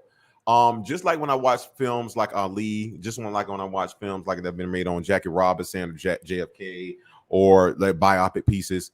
I'll be honest with you, I'm a kid from the 80s, so this story happened prior to me being born. And you talk about the story of the hurricane, Reuben Hurricane Oh, Carter. gosh. And the reason why I originally watched this film is because, of course, I was still studying to be an actor in the early age, and Denzel, of course, is one of the goats with of course here. There's just listen when you look up the people who've done this, you want to be able to study the greats, and you can't be afraid of the greats. So, Sidney Poitier, the Sam Jacksons of the world, the people that look like me. Yeah, we heard that. So there you go, Dave. All right, Dave, you're gonna break character. You're gonna break the fourth wall. Kids for Film School. This is called the fourth wall. While I just heard something hilariously funny off screen, I was able to maintain character. And while our brilliant co-host over here has been in his sippy cup and his Red Bull, he cannot Because she maintain. can't. I just saw her post something on Facebook how she's prone to accident, that she'll choke on air, that she'll drip on something that isn't there. And I literally like, What's happening here? I told you the moment I have to host this show and be the most responsible one, we're just going to be uprise. And with that being said, Reuben Hurricane Carter. Hey man, you want to do it by yourself? Because if Yeah, you get out of do, here. I got it. Yeah. it'll look a lot like this. But you want to just hurt somebody. Feel like I want to kill somebody. Except there ain't nobody in here to kill. Except you, boy. And I'll tell you one of the sad parts about this film is that a lot of people don't know this story. They don't know that when you talk about Denzel movies, even my friends that look just like me, and we talk about Denzel films, they know nothing about this. They also don't know about the film Resurrecting the Champ with Samuel L. Jackson, who also plays a boxer who did not get paid, who wound up on drugs and in the streets and tried to retain his career, and he couldn't. So you have two different stories about one on the streets and one in jail. But the one in jail was really the story that really messes you up, because when you find out his life and what happened, and you find out everything that happened. Here's the thing. Here's the thing. There was a Caucasian family from Canada that adopted a young African-American child, and his name was Elijah. Now, in the book of Elijah, he is someone who saves a person. And so with Denzel, what happened to him as far as Reuben Hurricane Carter, he gets incarcerated for the wrong reason. But for some reason, life is so crazy and funny, and that's how I know we're living in the Matrix. Some adopted African-American child by a white Caucasian Canadian family. He picks up a book. They take him to a bookstore where they're giving away books. He finds his books. He reads about Reuben Hurricane Carter, who's actually in jail. If that child does not pick up that book, Reuben Hurricane Carter dies in jail, ladies and gentlemen. And he dies. He did. No, he didn't. He got out because that boy got that book, and that Yeah, Caucasian they saved him. white human family got him out of this. So that's why I say what scared me is that we can actually come close to the truth, that if we all just simply work together and don't look at each other with pigmentation and hatred, that people should always trump hatred and classism and finance socialism. We should always trump those things. And so I went into, hey man, you know what? All right, fuck it, we're doing it. All right, we're doing it. All right. Martin would have wanted this. All right, this is a black and white thing. All right, Oh my God. All right, here we go. All right, here we go. I We feel did left that. out, guys. Yeah, this is not the doll test. This is the adult test. And what I truly mean by that is that bring it in, Ann. Oh, there you go. What I truly mean by that is that people are good people. There's people, there's jerks, there's assholes, there's just bad people, and there's just great people. True. We just can't become sheep, because at that point you have no opinion. And so the reason why this film stuck with me was that I saw racism and hatred trying to work so hard to keep a person down. And what I then saw was something that should have never happened. It wasn't one race that got him out. It wasn't people just trying to do stuff. I'm going to adopt a baby from Africa, so I'm on Vogue. It was none of that. It was, I want to help this one person that has nothing to do with this other person. Mm-hmm. And this person finds this. That's life working at its best, man. That's neutrons firing. That's nature's neutrons. And that's why that movie scared me. I went into it to watch Remember the Titans or freaking Ali, and I wound up getting my mind blown. So there you go. And Denzel Washington went on to be in the Book of Eli. Oh, that was good. I will like. Hey. Now that's what I. Hey, that's what. Hey, hold on. Wait a minute. Whoa. You just set it off, because that's what I call the equalizer. Oh, Featured Denzel Washington, and Queen Latifah was in Set It Off, who is now doing the Equalizer on TV. and now we cooking. we take flight. Oh, with Denzel, and we're gonna get Upside Down. All right, Annie. But Training day. media. Training day Upside is down over. media. You can't like get shit on me. Okay, I'll allow it. I said I'll allow it. He said training day, so I did my best training day. Hey, She did I'm her not gonna say the best next training line day. because I was going to training day. It's not allowed. Anyway. You ever had your pushed in? Oh. Correct. And there's that contribution from Patreon. Yeah. Thank you guys. I already know who it was. The teenager. One teenager got on the channel. Keep it going, man. Yo no comprende mucho gusto. All right. All Annie, right. what is Somebody your switch number sippy four? What's your cups. number I'm drinking 4? juice. Apparently, y'all two have my cup from earlier. Yeah. Cheers. All right. Yeah. Cheers. The first, I know about the Last Supper. Here's the first one.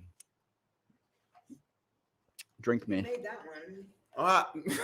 Case by case. Look, I got pulp in mine. You got put orange juice in this? Pulp Fiction. What I got pulp in I my. got my hair got pulp in fiction. You got that knocker in the. All right, go ahead. Go ahead. You go ahead. Yeah. Yeah. You go ahead. Do it. You want me to go? No. Okay. Well, you There go you go, then. then. One of us goddamn has to. You go. Who go? You go. There. Before, Bro, would you stop getting Adeline? She's freaking me out. Stop it. What? Oh yeah. Just turn it down. I thought she was on the other side. That would have been fucked I up. would have walked off. All right. All right, you go ahead. No, he's saying you go Oh. because we're going in order. He's saying you. Oh, ghost. You want to go to the comments? No, Ghost. Ghost. Oh yeah. Ghost. Hey, Them soul-sucking creatures that come out from underneath. the original Hell Everywhere. House. Yeah. I mean, Yeah. like, and then the guy in the subway. And then We're gonna get soul sucked. and then What, you don't believe me? You think I fell? You think I jumped? Bro, where do we know him from? I've seen this movie a million My times. Nightmares. I thought it was Christopher Lloyd at first. that dude I that thought it dude is was. legitimately terrifying. He's Yeah. so But fucking again- scary. You know who he reminds But me of? I feel- the astrologist. She's being terrified again by somebody's physical attribute that they were born with. You got short people, deformed face people, yellow people. So you left me Annie, and right. Go ahead, Dave. Annie, are you okay? No, Um, never claimed to be. but yeah, Ghost. I agree with I you. like That I is love Ghost. Ghost, yes. Shout out to rest in peace though. Shout out rest in peace, man. rest in peace to Sweet. Oh, Carl. Bro, you are fucking on tonight, man. oh Carl. Man, the way he looks at Carl before Carl's about to get taken, the way you could see that Patrick Swayze is what makes that scene so scary because you see in his eyes like I feel so bad for what's Yeah, about to that's happen what to you. happened, You want to know where I'll be honest with you. I never thought about it. You just said this until you said it, Annie, and brought it up. If I had to name 10 scenes that made me want to be an actor, I'll be honest with you. When Carl is at the bank and that Ooh, that it's stressing. that routing and account number Yes, is not it's stressing going over through, Yeah. Bro, for some reason that did something to me. Like I'm being serious. Listen, I don't see color. I'm being serious. When I watch film, I see film. I don't see people. I see people portraying people. And when I see emotions being portrayed. And when I saw that, I was like, if I ever need an inspiration to be nervous, dude, that scene is one of the top 3. I will always go like, you've already done something wrong. Like you killed somebody, done something bad. And now what you've done bad is not paying off because these numbers aren't adding up, but you're an accountant. You work at a bank. Oh yeah. He was sweating like everything. Decimals and bullets. Yeah. Jesus Christ. He was full Edwin. Yeah. My my number 4 is Requiem for a Dream. Oh, I apologize. You know I still haven't. Dude. Darren Aronofsky fucking killed it. Now the whole movie is kind of like a depressing mindfuck. I mean, it's about heroin users at the tail end of rock bottom. So pre 1,000 Junkies. Yeah, prequel to it. It was pre. Okay. But it was so jarring because the way Darren Aronofsky like put it together he only used like a 4-piece, like a cello, like a quartet. That's the only thing that scores. It's fucking anxiety inducing. All that, and like his arm is like seeping, and all that's terrible. But like the scariest part to me about that movie is the ride that the mom goes on. Like she's delirious or delusional. She starts like she's addicted to television, and she is like, she thinks she's going to be on this game show. So then she starts taking these diet pills to get herself looking good for the game show. And by the end of the movie, when the heroin users are all fucked up in their ride, it's cut into her, and she's, as you saw in the picture, she's getting that fucking treatment where they're like, what is that? Electroshock therapy. Yes. Do it with put the thing in her mouth, and she's fucking foaming at the mouth. But the creepiest part, the part that like comes back to me randomly, is this part right here. When she is like at her breaking point in her apartment, her refrigerator keeps kind of taunting her because she's trying to lose weight for the TV. So her refrigerator fucking literally, and it's the sound design that does it, that jarring, like, and the way, like, let me ask you a question. When you look at a refrigerator, what's the last fucking thing that you expect for it to do? Open up and talk to you. No, lunge at you. Be fooled. Like, hey man, is your refrigerator be full? Like, the classic joke? Is your refrigerator running? Yes, it actually fucking is. I need help. Dude, that shit just fucked me up. That movie is. I don't know if I can watch them next. The movie is incredible, but it's legitimately hard to watch because it's done so well. Let me Jennifer Connelly goes ass to ass with a dildo. What's his name? Like, actually, I got a clip for that motherfucker. What? You can't see his glasses right now, but it's off his face. Hey, send me that. Hey, what's in? Oh yeah. What's his name? Where the fuck is he? Yeah. I want my motherfucking money here.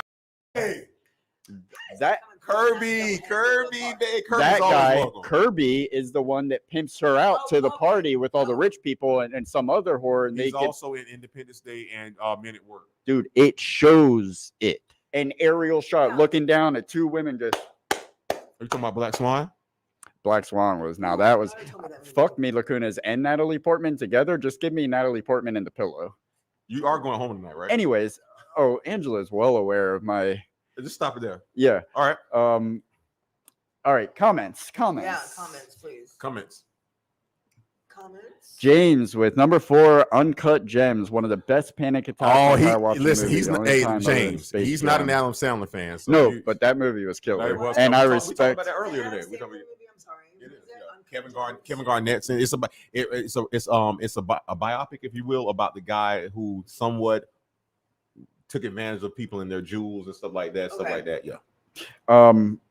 Yeah, and that movie is like a good. That's kind of in the same vein of Requiem for a Dream. Not that it's about drugs or anything, but it's another one of those movies that literally feels like a cinematic panic attack.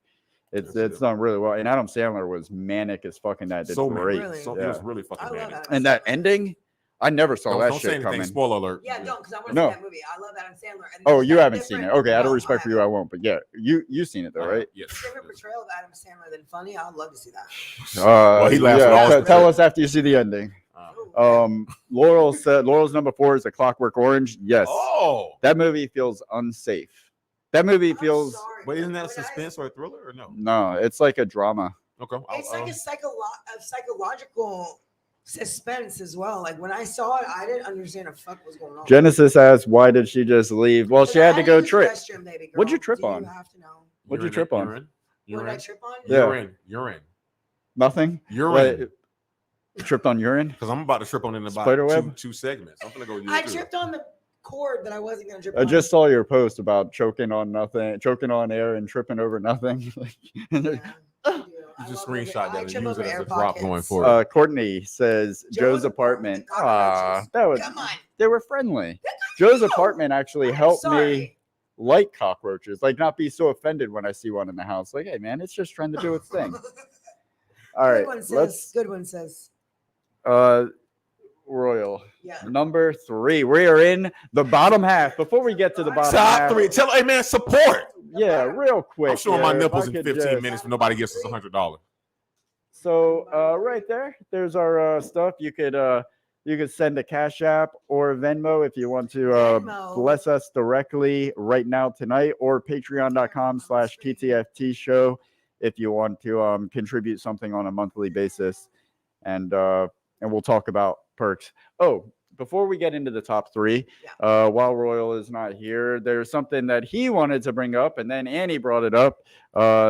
9 o'clock seems to be a little bit late for these old farts, so they were wondering how you guys would feel if we started doing the show at 8:30 or even 8. So send us a message or put things in the comments if 9 p.m. Eastern is a good time for you. If 8:30 is better, 8 o'clock. Just let us know. We want to be doing this when it's most convenient for Most you guys. definitely. So Most definitely. yes, that way you could watch. And communicate and conversate with us. the whole time. Yes. Yeah. All right. Wow, that is a. Have you seen The Patient at all yet on FX? No. Okay. Are you planning on watching it? That P, just remember that P when you watch The Patient, because you'll be watching The Patient at a certain point, and then you'll remember the P, and then you're gonna laugh because of this moment. Just don't watch The Patient in the office because it's for real.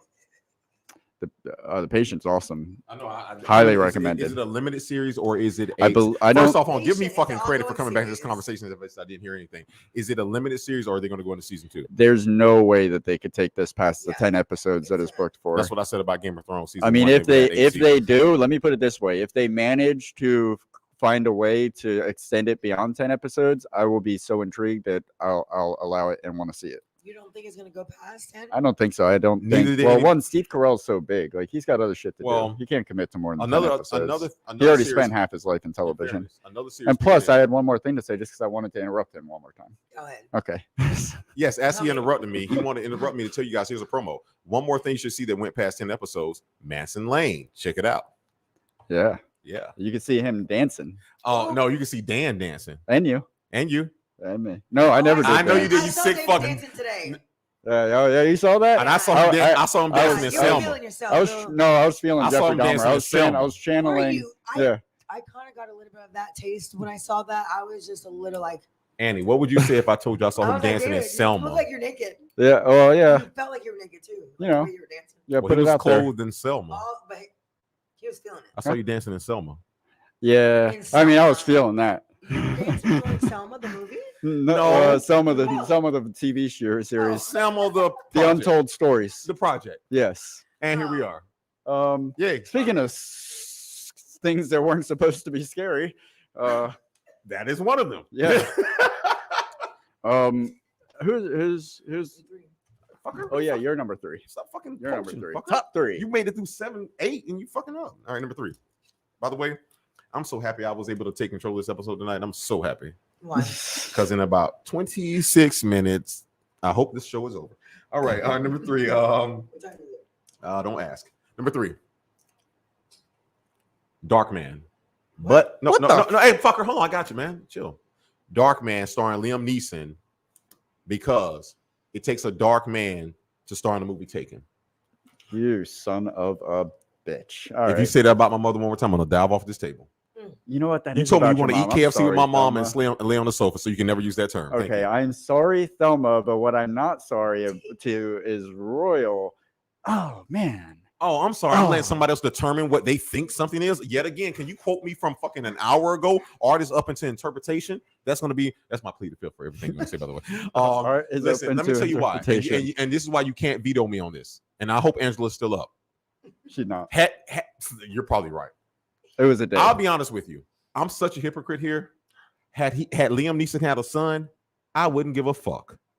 I have a 20-year-old daughter. It wasn't like his 5-year-old daughter got kidnapped, his 10-year-old daughter. Yeah. You have a daughter. We have a daughter. You have a daughter. All of us on the show have a daughter. To find out you never wanted your daughter to go out of the country because you've been out there and you know what's happening, and then because you want her love and your ex-wife says if you don't let her do this, you'll lose her. So let me get this straight. All the years of non-child support, security, being there, not being an asshole, not cursing, saving the world, that's not enough. If I don't let her go on this trip, I'll lose her. Well, fuck it. She's lost. With it.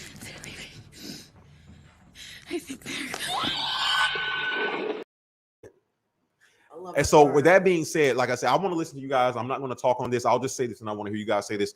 I'm a fucking father. I love my daughter. And I'm sorry. The reason why this movie is so high on this list is because I can never fathom I would do exactly what he did, if not more.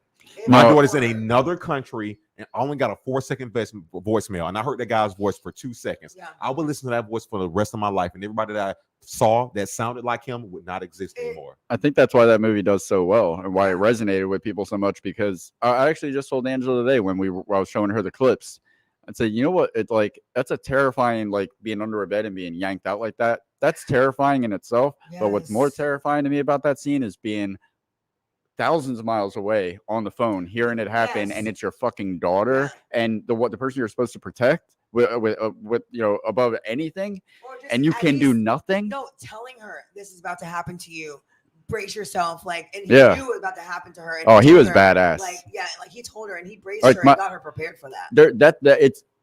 It strikes at a core of something so well that even talking about it right now is like it's this is what fucked me up even more, because I don't have a special set of skills. I have one. It's called protection of my fucking daughter. I don't care about jail, religion, finance, life.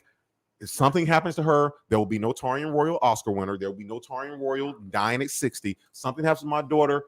I don't care about my life anymore. I'm sorry. That is a very important statement that you just said. And I agree. Angela texted. Remember, we were asking the subway guy on Ghost, who we know him from. Yeah. I don't know if this is going to help you, so don't get so excited. But I know it will help you. He was the guy. He was the guy that they hired in Death to Smoochie to kill Sheldon. And but he was too cranked up. You know why that's important? Because maybe a year and a half ago, we did an episode on our show when we didn't do live shows, and the movie was called Death to Smooch, starred Edward Norton and the late great Robin Williams. So if you love Robin Williams and you love Edward Norton, you've never heard or seen that movie, well, maybe you don't love us either. Go watch it.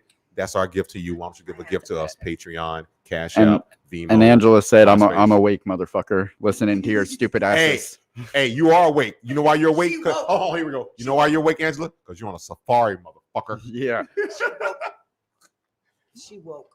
Well, she's just got woke. She brought me that Black Panther poster right back. That. I like that. Hey, by the way, guys, listen. Angela doesn't paint or do art, but she buys the most incredible Wakanda material. I have you can't see it, but over here I have a Chadwick Boseman Wakanda poster here. And what's beautiful about that is that on November 12th, me and Durden and the channel and Annie will be going to review the film Black Panther, and we'll be coming back here live to do something on November 12th. All of our lives are on Tuesday. That one will be on a Saturday. So listen. In costume. Well, you will be. I will. And with that being said, I can't be. Well, I will be too. Yeah, I know you will. I'm white. All right. Comments. Yeah. Number 2, where we at? Wait, no, let's get before we get into the comments, let's get through our number 3. What's your number? Did you already do number 3? No, you didn't. We're going this way. See, you fucked me up. We're going the wrong way. Go ahead. Number 3, Annie. No, you go ahead. Okay, number 3. You're next. I know.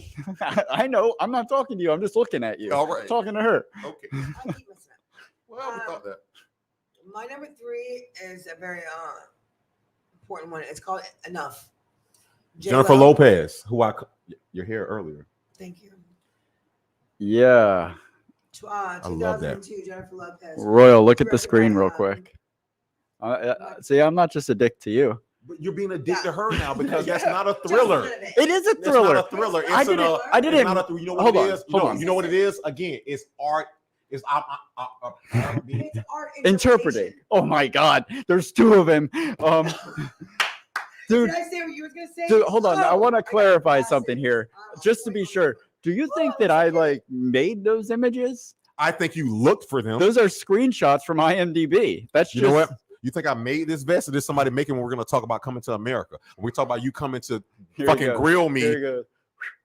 Yeah, the helicopter of hell. Yeah. No, this is you weaving a web of lies. Oh, no, that's the movie Wanted with Morgan Freeman because I know movies. All right, Go but ahead, Andy. anyways, Okay. before you say your number 3, to your number 3's point, even though it is a thriller, yes, that's fucking traumatizing as a dad to go through that. Yes. Please, Liam Neeson was give me 30 badass. seconds and then you go in. 30 seconds about taking, please.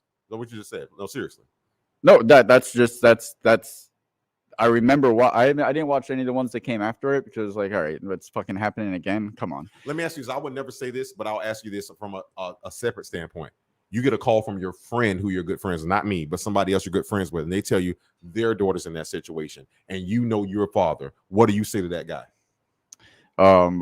Let's fucking go. Yeah. Where are we That's the going? only Well, I answer. don't even know where we're going. But let's just start driving in that general direction. I like it. Yeah. Okay. Oh man, like I've got demons in me, and they're But they're good looking demons. for Good demons. Well, they're waiting to be exercised in a positive way. I have exercised Yeah. the demons. And this house is now clear. Evil is good. You get some evil ass. Woo! Woo! All right. Vampire in Brooklyn. Number 3, Annie. I was getting on that Clifford show earlier. Enough. Yes. Sorry. Oh no, I wasn't telling her. Enough. Enough. I thought you- Next. Yeah. And you are sold. Angela, I won't let him come home tonight. He's in the. Put it down. Okay, so enough for me. Like her life transforms from a waitress. She marries this contractor.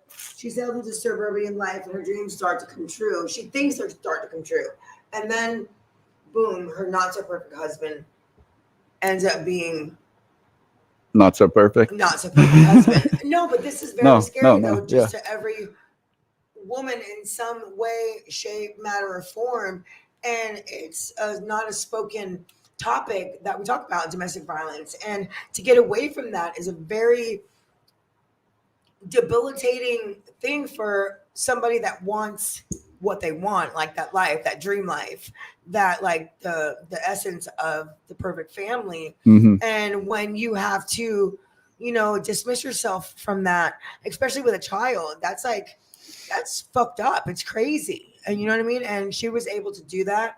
She got herself self-defense, and you know what I mean? She trained herself because she knew he was coming, and he did. He came for her. And Right that here, always right happens in here. life, you know what I mean? If we do this the hard way, you know we'll suffer.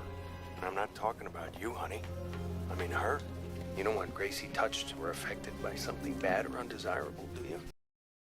You don't want her to be that, Annie. That's some like that's some like She was ready to go. sociopathic But you know fuckery what I right love there. about that, You don't want Annie? her to be affected by something bad or Andy, you know, what I do love you? about that, and you too, Dirty, because you know what? It wasn't just that they made a movie about an empowering woman going through something. Yeah. They titled it enough, and I'm gonna tell you what it reminded me of. It's our Ike Turner, the Tina Turner story. Yeah. What's Love Got the limo scene when she finally had enough when she took her shoe off and she fucked him up, and then she went in that And she- hotel yeah, she and like, went hey, and she wanted said, to go this is down. who I am. I'm trying to get away. It's like, you know what? It wasn't just called "Pull Me" or "It" or "I'm Coming Up." It was called "Enough's a She Fucking had Enough." enough. That She had probably enough. was the name of the book, and they couldn't get their crew, but enough. And I love that. It didn't just show her one day just saying, "Oh, I'm tired of this shit. I'm gonna beat his ass." No, I'm taking No. Tybo. I'm gonna find out what you do. You've been beating on me so long. I'm gonna know what moves you do. Yep. You know what? I want you to hit me again because you're gonna enjoy this one, and that's so am I. and $1 million baby. Yes, until her family showed up and went to Disney World before they came to see her. Though that's the worst killing scene of all time because they killed her heart. My number three, sorry, is Train Spotting. Kind of in the same vein as Requiem for a Dream, my number 4. The whole movie, you haven't seen Train Spotting? Oh shit, man. You haven't seen it either? Don't. I'll just go and say this. Don't. Why? Because I'll show you why. I'll show you why. Now the whole movie is like a fucked up ride of like, I mean, it's dealing with like drug use, and it's in like the AIDS pandemic as well. So people start dropping like flies, sharing needles, and that shit's going on, and that always kind of terrifies me. That's like, oh man, like fuck no. But he tries to detox, and he starts like withdrawing, and shit starts going. Okay, I'm gonna show you what fucked me up, what still plays my mind to this day, and then I'm gonna tell you the context of how it happened. All right, here it is.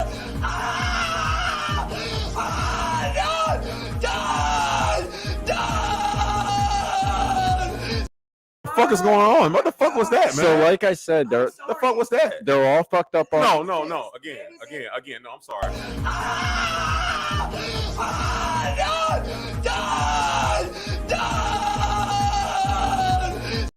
So he's detoxing and sees that baby on the ceiling? The reason why he sees that baby, it is his consciousness fucking with him, because the breaking point, the catalyst that sent him into like, it's time to get better and get over this, was one of his friends had they had a baby, and it was one of the friends that they partied with, and they had like one of these week-long benders in the house, and subtly in the background during the, like, they're all just, fucking zonked out, rubber bands around their arms, they're just completely gone, and you hear in the background and as it goes day to day to day, the crying gets more and more faint, and then it like cuts to like 3 days later, and it's completely silent in the house, and the mom, who is like coming back to reality a little bit, she walks into the baby's room, and you just hear this blood curdling scream, like, and then she comes running out with the dead baby in her arms, and she's like, that's why I said don't. I said she's like, they're just, you have no one else to blame but yourself. What's like the runtime on this? It's too long. It's one thing if your child dies, that's terrible, but your child dies and you have no one else to blame but yourself, like, just fucking kill me now. And so later on, when he's detoxing and tripping like that, the baby, he's laying there and he literally sees the baby crawling across the ceiling, and he's freaking out about that, and then the baby goes full exorcist and turns whole head on him. But what's most fucked up about that scene to me is that the baby is like, because like when you die, you kind of swell, and you notice one more time now that you know the concept.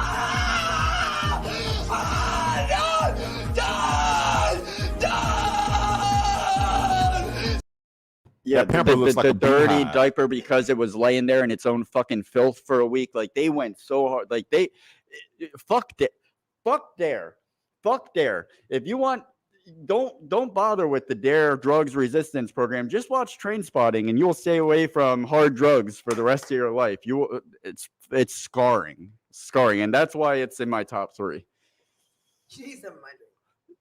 The only reason it's not my number 1 is because I know my fear of needles will prevent me from ever doing heroin and ending up in that specific situation. I'll say this before we go to the comments real quick. Go to the comments, pull them up. The only time another baby scarred me like that, it was in Boys in the Hood, when Cuba Gooding Jr. walks across the street. He was like, "You need to change your baby." That baby's pamper had been fucking just so fucked up, and it should. Where we at? James' number 3 is The Father, the best movie I've only watched once. The way they portray dementia. Hold on, now that's a fucking subject. The best movie I've only watched once. No, that's true. That's a good. I mean, I like that. That's actually, some of the best movies are really good, but it's like, yeah, I appreciate it for what it is, but yeah, I ain't going back. Yeah. Like Train Spotting. I was like, yeah, I saw that. That's burned into my brain forever. Don't need it again.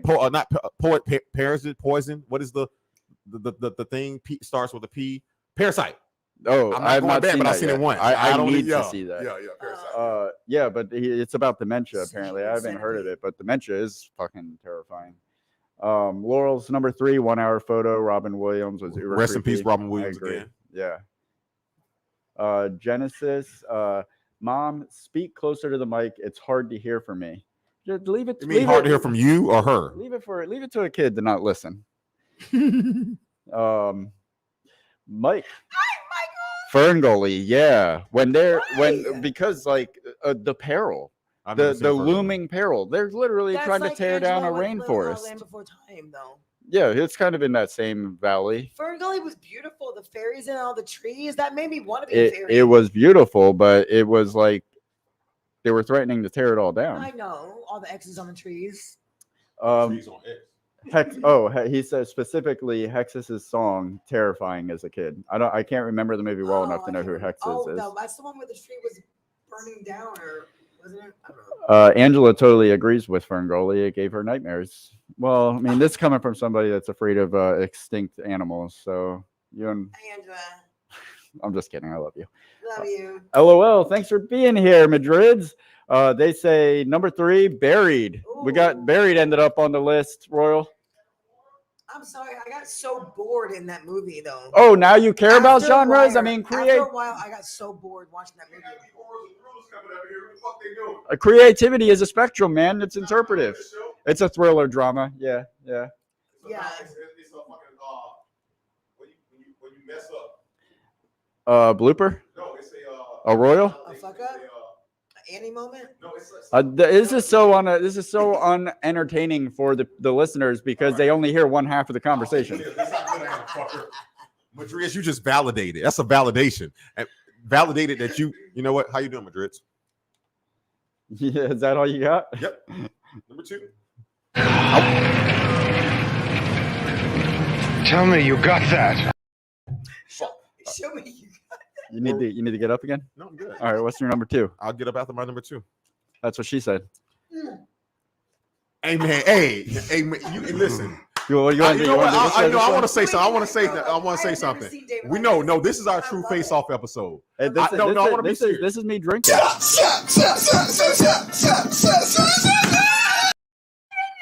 Shout out to Manson Lane again. Daniel, you didn't see somebody else you know in there?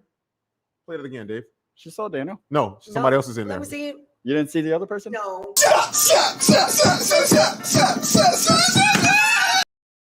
I was at a dark place back then. Brownie It's sunny I in didn't see Philadelphia. the hair. All I saw was teeth, so I didn't know. That's what she said. All right, number 2. All right. Number 2. Wait, you were going to say something nice to me. Oh no! Go on. I want to say this. I do want to say this. I know we did our face-off episode a few, almost a year ago now, but a few months ago. You've been so like normally you keep it together, and I'm the one on point. But this has been like some type of weird. I think it's just weird. I'm falling apart, man. No, you're not. Are you fucking kidding me? You're rocking out right I'm falling together. Rocking out with his cock out. Damn. All right, Annie's in the hizzy. Cool for it. She gon' beg for it. She gon' poop. She gon' scoop. James, where's your hands at? All right, number 2. Cool boy. All right, number 2. All right, she guys, gonna poop. all right, She here we gonna go. scoop. Number 2. Again, you and my brother both said to me that you guys are so shocked that I hadn't seen this film. And so when I watched it, I'm going into it again. I don't care what people say. This is one of the films where you truly can say it may be a suspense, it may be a thriller, it may be an imagination piece. You can call it whatever you want. No Country for Old Men. Again, just first off, let's listen to the title, No Country for Old Men. Then you listen to the people that are in it. Then you see the trailer for it. You don't. The scary part isn't truly what's being filmed. It's what you are experiencing. What he does with that lead character. You're talking about one of the top 10 scariest characters in film of all time, in my opinion. And I didn't put nothing up. Yes, you did. You've been putting it up your whole life. You just didn't know it. Anthony Bourdain. Yeah. Yes. Javier Bardem. Yeah. Sorry, I was saying Listen. the white version. It's not often when I bring up someone that can rival what Heath Ledger did in the Dark Knight. Yeah. But I tell you, I think this performance is better, and I tell you why.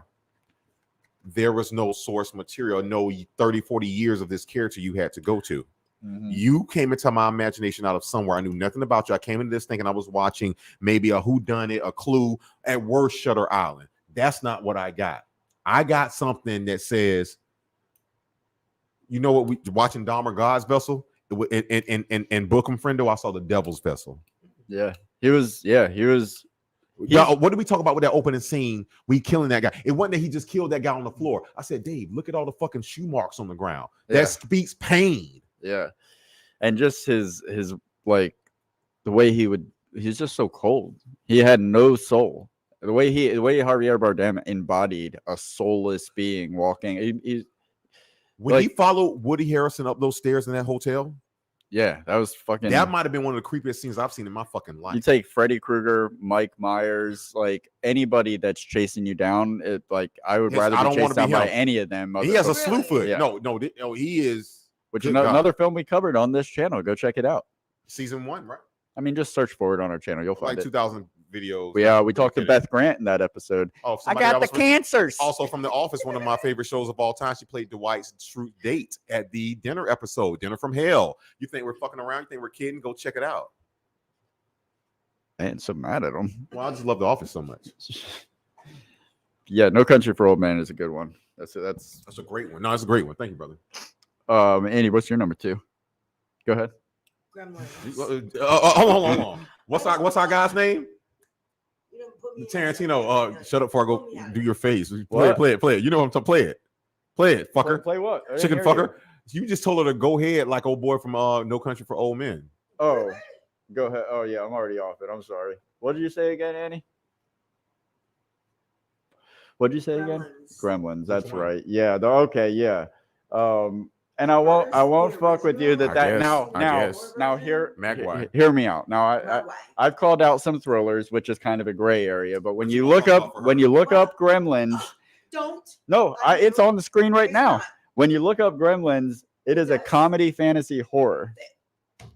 I wish you would have went with your first choice, 50 First Dates. Are you serious? Yeah. First Dates. That was actually awesome. That was awesome because that is dark in a way that people don't see it. So let me explain why.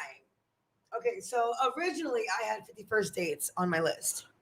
Now, I love this movie. Drew Barrymore, Adam Sandler. I love their chemistry. I love how they work together on the film. My vivid imagination brought it to another level. Like, can you just imagine if that actually happened to you? Like, having to wake up next to somebody and not knowing who they were, waking up not knowing you're pregnant. Like, that would be so traumatizing every single day. And just a video is not going to help me understand my life. Like, I challenge you on that a little bit. And the only reason I challenge you is this, because I challenge you for one reason. That video I thought was one of the top 5 things I've seen in film that showed someone that you loved them, because he didn't because of what she went through. Like, there's nothing that can cure what she went through, but to wake up and know that somebody made that tape for you, you may not remember everything, but you know he loves you. Yeah. And that's what I loved about it. It's sad. It's just true, man. I love that film. But it would reminded me of what? See, that tape went every day, but it reminded me of the film me and you talked about for P.S. I Love You. There's always a constant reminder that you may go through this every day, but every day you wake up, I'm gonna be the first one here to remind you of who you are. That's such a great love sentiment. It is. It would be terrifying to wake up not knowing you were pregnant and they're like, what the? She wasn't pregnant. I mean, she had a kid at some point at the end where it cut to them. And, at the end, yeah. She had to go through 9 months of pregnancy, waking up every day like, what the fuck? Yeah, you're right. Comments? But I do want to get into a second. That was a second. No, Gremlins is her true second, even though it's a horror film. I don't know how we got a PS. I mean, that was good. and when you think about it, like Gremlins really is straight up horror. I'm just saying, I love Gremlins from New York. This is a classic horror shot. This is when you should have known you were watching a horror film. How is that not horror? Ain't nobody brought up Large Marge yet. I think Hello? I'm sorry. Huh? He knows something. I said nobody's brought up Large Marge yet from Pee Wee Herman. Well, I don't. Well, you know. Be sure and tell him Large Marge sent you. Hey, listen. I don't know. Listen. I've never been to West Point, but I know who's on point tonight. David fucking Durden Godfrey. Hey, man, you're fucking on point tonight, man. You get more sippy cups from now on. Thanks. You do the pre-work. I'll do it live. That's what she said. All right. So why is Gremlins scary to you, other than the fact that it's a fucking horror film? Okay, because they went into that pool. Love Kat Dennings, matter of fact. I love the fact that stop. See, the fucking gremlin went into the fucking pool, and if you put a little bit of water on it, but it was in a fucking pool. They're the cutest little things to get a little gift. And What about the cubic centimeters of water? Eat you and take your face off. And like, I don't want my little. It takes a little bit of my blood for munchkin. somebody to turn into a vampire. What's the cubic centimeters of the water? Listen, I've been drinking. I heard cubic zirconian. Listen, I'm glad we're almost to one, but let me Rubik's tell y'all this. Listen, Rubik's Cube. there's certain things that fuck me up in life. It was Chucky's batteries being gone, and I'm sorry for doing this to Chucky's you. battery, yes. But when they told me, the original Gremlin story told me that if you get a little bit of water on them, or if they eat after 12, then they're going to multiply. Yeah. Well, if that's the case, I'd be like Agent Smith from the Matrix 2, because of certain medication I take, eat late at night. I sometimes take a shower late at night, or I'm drinking something that may have water in it, the ice in my liquor. So there'd be a lot of me. That shit fucked me up, man. When there was infinite possibilities. So what about multiplicity? Did that fuck you up? That's Michael Keaton. He's cool. She touched my peppy. She touched my peppy. When Beetlejuice, there's nothing strange after Beetlejuice. Sorry, I'm sorry. Go ahead. I'm sorry. You're fine. You got it. Matrix You 2. cleared it up for me. It's good. It's all good in the hood. Well, I've heard that before. Oh man, I don't know what the fuck. What are those comments saying right now? What the hell are you talking about? Who are you talking to? Who are you talking to? All right, before we get to the comments, my number 2, another one. This is another one that I share with Annie. My number 2 is Ghost. Yay. And Way up there. really for the same reasons. Just to speed it up here, they got the shadow people be dragging you to hell. No. And no. And the train guy. I know why. Well, why? Exactly. No, say the scene, fucker. Say the fucking scene. Andy, there's only one reason why. Say it. The fucking, That's perfect. That's perfect. He has Go a ahead. clip on it. No, he doesn't have a clip. I'm setting you up. What'd you just do? Why? Oh yeah. Oh, what I wouldn't do for one drag. Oh my god. But like, I'm dead, and this is. Yeah, I'd be ornery too. Like, you told me. What'd you say? I jumped. You don't believe me? Who sent you? It didn't scare him as a child. It scared him as an adult. That's actually no. As an adult now, what scared me as a child was that guy being so like. I'm like, why is he so pissed off? He was just okay. But now as an adult, I understand why he's fucking. Just one drag. Just one. He's not asking for coke, heroin, flocka, K2, all those other drugs you young kids we don't know about. He wanted a drag of nicotine. In the early 90s. 90s was the coke of the 90s, if you will. Who are you? Why are you hounding me? Who sent you? Who sent you? Y'all don't understand. That's some Broadway shit he's doing right there. I get real like fucking pissy when you called me and like, hey man, look real quick. I don't care what type of cigarettes you get me. Can you just get me some and I got you tomorrow? When I hear that, I'm like, oh, so there's a crackhead low, there's a religion low, a financial low, and a cigarette low. Yeah. I've seen you at your cigarette low. But you see like I don't have any cigarettes around me. This fucking dude has a whole and he can't touch any of them. He can't. Like Alice in Borderland. Curse thee. That would drive him bonkers. Shame. Yeah. Shame. Like, come on, shadows. Take me. If I can't have a cigarette, bring on the fucking shadows. I feel like we're on David Letterman now. What are the comments? We have any comments now? James, are you still here? All right. James, number 2 is Blonde. This movie's Marilyn Monroe. And I can see why. I just saw that 2 days ago. Listen, I want to say this one time. James is under my 2 lists. You need to find somebody else to raise. James is under me, and he's astute. He's at the top of his class. Okay.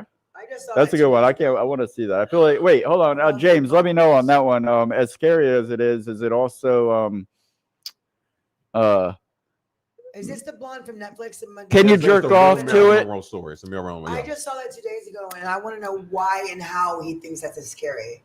How did that scare him? Because I just watched it. Well, you got to understand. I'll help her out. Okay. He's not a 90s kid or a 2000. He's a 2000s kid. What that means is he can't believe that there was a time where actually you can do shit that everybody gets canceled for now. That's scary to him, and I understand it. Courtney said "Lovely Bones." That movie says that's not with Snoop Dogg, is it? No. That's Mark Wahlberg. And, Wahlberg. What is her name? Oh, I love how you're flipping that hair. There you go. No, it's okay. You just got it done today. Where'd you get it done at? Shameless plug. Wild hair. That's only featured at Studio 83. A wild hair on cassette.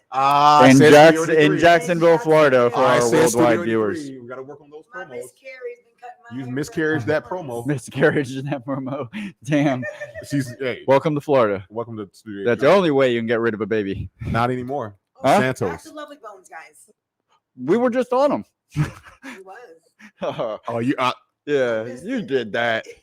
He is in rare form right now. Angela, Have another sip. I won't. I'll take a slice. Of what? Apple pie, cheesecake, pumpkin pie. I want a slice of what? What are you gonna have a slice of? Some biscuits. Oh, biscuits. I got biscuits and cornbread. I'm watching WandaVision. Just- in my peripheral. I'm not doing James and James' mom. I want you to know WandaVision 2021 is playing in the background. Am I wrong? Don't make me look stupid, guys. Y'all look. Am I lying? It's right there. It is. Thank you. Why did I see Kat Dennings then? And we're From back. Two We're back to Brothers. soft porn. Jay, where we All right. are we at one? Go. No, we're still on two. Two. Y'all's two. No, I just did my last two. We went through the well, we're in the comments. Oh. We're in the comments. Lovely bones. Yes, creepy. Yes, Sissy. And heartbreaking. yes. I'm surprised. I completely lost time. You know there. what? You know what? I'm surprised they didn't make the list on any of our lists because it probably is a thriller. What's the one with Kurt Russell where they get picked up by the truck driver and he takes his wife and he has to find his wife broke down, or you know what I'm talking? Yeah, I can't remember that. I can't remember. Not Joe Ride. That's what I know what you're talking about. Laurel's Candy cane. All right, this should be good. Laurel's number 2. Before you give me shit, it's billed as crime drama mystery 7. Kevin Spacey. Morgan Freeman and does that Morgan Freeman, Kevin Spacey? Morgan Freeman, Brad Pitt. Or Kevin that's 7 Spacey. monkeys. 7. No, Oh, that's 7. 12. Which one has monkeys in it? Oh man, we do a movie show. 12 monkeys. I Is thought we did a movie show till you told me you didn't see Goodfellas. That's 12 monkeys. at Hold on a least the second, hold on movies one that I second. see, I get right. 12 You worked Monkeys. at a movie is store. Bruce Willis and Brad Pitt. Yes. 7. Bruce Willis hasn't been in a movie since Die Hard. Okay, 7 is Morgan Freeman, Kevin Brad Pitt. Spacey, and Brad Pitt. Kevin's they're and yes, I detectives. agree with you. I'm Laurel. so Kevin happy I'm Spacey. semi-sober tonight. And then because I James wanna look you comes in your eye in. when I James finish. knows about 7. What's in the fucking box? Oh man, Gwyneth Paltrow's head. Spoiler alert. LOL Jax, Madrid's Oh, number 2, the butterfly effect. Oh, yeah. hold on. There goes Real that quick. movie. Time me real quick. Give me 19. I was going to say 5 seconds. 19 seconds. Butterfly effect. I only went to one college of semester and it was community college. And I took 2 classes, English and psychology. I dropped out of English. I did psychology. I skipped the whole semester. One semester. Only did the final project and I did it on the butterfly effect. And because I love films, I got an A on that test, but an F in the class and finished with a C because she's like, you got so much talent. You shouldn't be doing this. And she was right. The butterfly effect. Thank you so much. I love the butterfly. Kevin Bacon. What's crazy about that? Kevin Bacon was also in The Hollow Man. Kevin Bacon was also in A Few Good Men. So he's always, hey. Oh, Flatliners. Motherfucker, I do this shit. What are you naming Kevin Bacon movies about? Why would I? Tremors. 13 You want me to Dollars? stop? Like scary Kevin Bacon? No, not movies? scary. Just that Kevin Bacon is 13 probably bucks. Kevin Bacon's a poor man's Keanu Reeves. Oh, he just big- What are you doing? I'm Why are you telling the winking at fucking me? truth. Okay. Because you know I'm right, I don't. bro. This is crazy because I'm hanging. I put them both the same. You look like okay. They're not. Thank you, James. I wouldn't jerk off to blonde, but whatever you're into. We'll see. That was not without James. Now We'll your see. mom's still watching James. All right, the rest of the comments are number 1. We'll come back to those after we get All to our right, can I number start ones. number 1 and then y'all go? That's Or what we've been doing. all right, here we go. Damn, fuck. Number 1. I just want to tell you guys before I do number 1. I want to I thank love you you and guys I love you because too. here's the thing. Here's the thing. Me and David have been pre-recording for so long. First off, we've Yeah. been friends for such a long time, but Yeah. me and him can work together on and off camera seamlessly. But we want to thank you, Annie, for coming in Thank and you. being a part of this. We have Emma as well, and she's doing her part. And we also have James, and we have our international correspondents as Royce. We just have a lot of good people just talking about movies and trying to say, listen, guys, we're putting in the work. We're putting in the effort. If you want to start a channel and you want to do things that while we want the money to come in, and we really hope it is because our families are supporting us, follow your dreams. We don't have a big budget. None of us are getting paid. We're only doing this because we love it. But one day, because of all the work we put in, we will be where we need to be, and you can't get here without work. So my number 1, with that being said, was that live? Did you go on live? Are you poaching? Number 1. I always post. Number 1, and David has it queued up. I hope it really does. It means so much to me. 3 words. Don't Look Up. Kate Blanchett, Leonardo DiCaprio, Jennifer Lawrence, as David mentioned about maybe an hour and 12 minutes ago, that Jennifer Lawrence will be coming back because I am paying attention. Don't you love me when I'm semi-sober? You love me Never when forget I'm about Medea. But you love me when I'm semi-sober. See, I can do this? Yeah. Thank you. That's yes. With that being said, the craziest part about this is that what really scared me is the fact that the look Jennifer Lawrence gave the military guy when she was like, you charge her for those sodas. But I'm going to be honest with you. Let's get to it. First off, honorable mention to Jonah Hill. And here's the thing. Jonah Hill is an A actor. But I'll tell you this. I thought that the most surprising performance of Jonah Hill for me would be in Django Unchained. It wasn't. I didn't think anything could trump that. First off, he did Superbad, which I didn't think could be Trump. Jonah Hill has been surprised me over and over. The only thing I'm disappointed in Jonah Hill about is about that blonde hairdo that he has right now. Other than that, he can do no wrong. With that being said, I saw Don't Look Up, and this is why it's special to me. I could have been a non-father, not a filmmaker, not an editor, not a photographer, not an actor, not a show host, any of those things, and I would love that movie. But the fact that me and my daughter, Jayla Royal, Jtography904 on Instagram, selfless plug. Me and my daughter reviewed this film. You got to understand this. When we started this show because me and him both knew film. We're friends. We know film. But you got to understand this. Me and him have these separate conversations every now and then about this. We live in an era, and thank you for our era, that no matter what this show does, I think all three of us have something in common. His daughter, her daughter, and my daughter, no matter what we do, can always go back and watch what we've done. And when I'm talking about Don't Look Up, we have a segment on TTFT called Film School. And David and baby Adeline were the first to do a segment on just, hey, listen, we can't go into an office and say, "What, David, what do you talk about? Take your child to school day." We can't do that because we don't belong to anybody's office. Mm-hmm. This is our office. You and your daughter did an episode. You did the Freddie Fraggedy Talk show first, and then you did an episode on TTFT, which inspired me to do an episode on TTFT with my daughter on the film Don't Look Up. And the reason why that's my number one is it is nostalgia because me and my daughter did it. I wish that was just it, but what really scared me about that was that you have to understand, you have Jennifer Lawrence and you have Leonardo DiCaprio. Mm-hmm. You have two talented actors. I'm not saying they're not intelligent, but two talented actors who I actually respect, telling us on Netflix, which is truly who got fucked over by Blockbuster. Let's really talk about this. I know film is what we do, but let's really talk about the business of this because we don't talk about it enough. Blockbuster laughed Netflix out of the room. Yeah. And Netflix went home, probably did some experimental drugs and said, fuck them, and got their shit together and realized what Mark Cuban realized. Mark Cuban is the owner of the Dallas Mavericks, that we're going from brick and mortar to digital, and digital is going to be the future. So they understood first we're going to start with sending DVDs and all this stuff. But when DVDs were done, digital download, PlayStation, all this stuff. The reason why I love this film and the reason why I really identified with this film was because what really scared me about this film, bro, I knew what I was going into. Don't look up mean, don't look at the truth, don't look at the sun. But we know what scared me, bro? I'm going to tell you what really fucking scared me is that there were educated people trying to tell the enemy and the sheep what was actually going to happen. Mm-hmm. And to me, at the end of the day, I don't care what side of the fucking log you're on, political log you're on. I'm going to side with whoever's telling me the truth. Yeah. Either rip my Band-Aid off, don't fucking pacify me. I don't want a pacifier. Tell me I got a gap. Tell me I got buck teeth. Don't give me a pacifier so when I'm an adult, I don't know how to deal with my emotional problems. When I saw this film and I reviewed it with my daughter, it meant so much to me because my daughter, who is in college, which my daughter's done 2 years of college, I'm only done one semester. She's watching films with me, and I took her to see Selma. I took my daughter to see The Joker, The Dark Knight, should I say. She saw Heath Ledger before he died. I let my daughter see The News when she was fucking 9 and 10 years old. You know why? Because I would never lie to her. I want her to see the truth. And so when me and her did that episode on our channel, it meant so much to me because it was not a favor. She did that episode and she did her research. She came to me and said what the adults that me and you see never say. Dad, I did my research. I know who the actors are, the directors are. This is what I want to talk about. This is what we can do to make it work.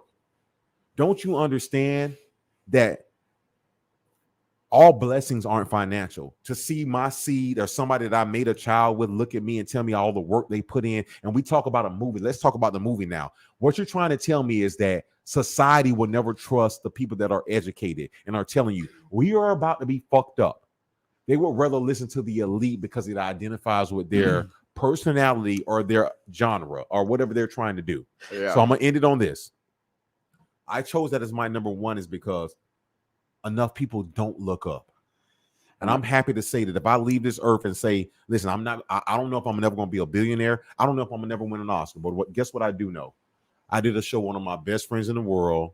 You come on this show and you talk stuff that you love and your daughter gets to see it.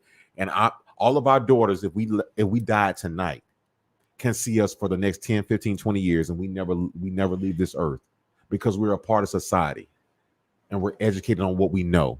So that's why I love this film.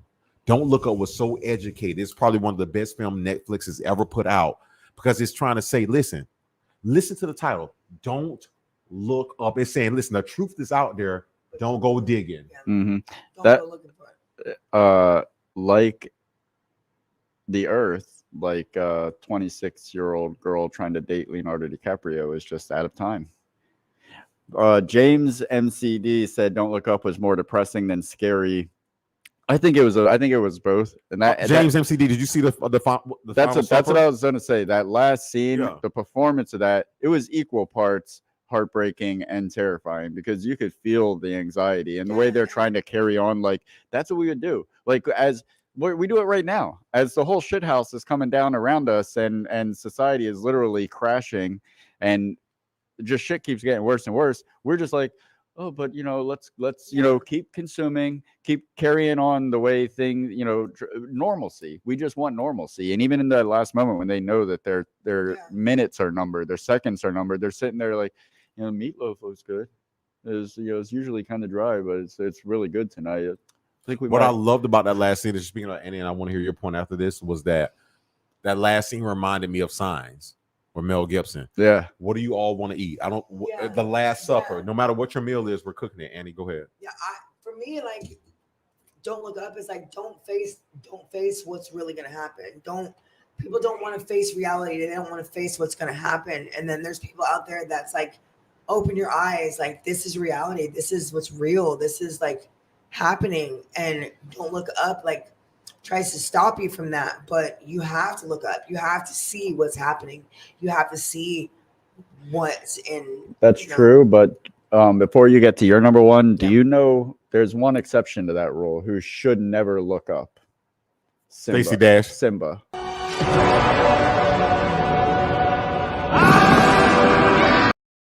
Stacey, why? Stacey, why? Because Stacey Dash doesn't know Coolio's dead. She just found out DMX was dead. Well, I'm saying Simba shouldn't have looked up because then he wouldn't have been so traumatized by watching his dad plummet to his death. Also, one of the top 25 lines of movies of all time was in that movie, Don't Look Up. Jonah Hill. I took my Molly at just the right time. Right? Actually, before you get to the number one, shameless plug for next Tuesday. Actually, Mufasa's death would go really good on our top 10 best kills. And I mean, Scar is right up there. Oh, Scar's out there. Scar's out there. Jeremy, and the funny thing is that's Jeremy Irons, who plays the terrorist brother to Hans, who also got thrown from a high distance. With Samuel Jackson in the second Die Hard. Jeremy Irons, that was the third Die Hard with a Vengeance. Yes, Jeremy Irons, but he was Hans's brother, who also who suffered a fate very much like Mufasa. Hans, Booby, I'm your white knight. That's for you, bro. Oh, is that? Oh, I thought you were quoting "Birth of a Nation." All right. I can't quote that. I'm your white knight. The comments before we go to number one. We are in number one. You just did yours. It's her turn now. Where are we going? Her, you, me, or her, me, you? Well, you already did your number one, so let's go with her. You still here? Case by case. Royals fading. I am. I'm not gonna lie. I'm not gonna lie. This is what it looks like. Enjoy.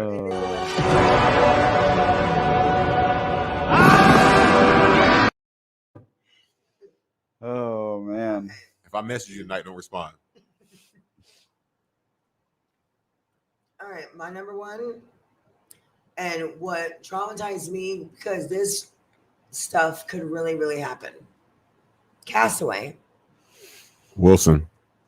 I mean, because just think about it. Like that's one of my ultimate top fears is dying in a plane crash. I don't want to die in a plane crash. I don't want to fucking burn. I don't want to drown. They're not.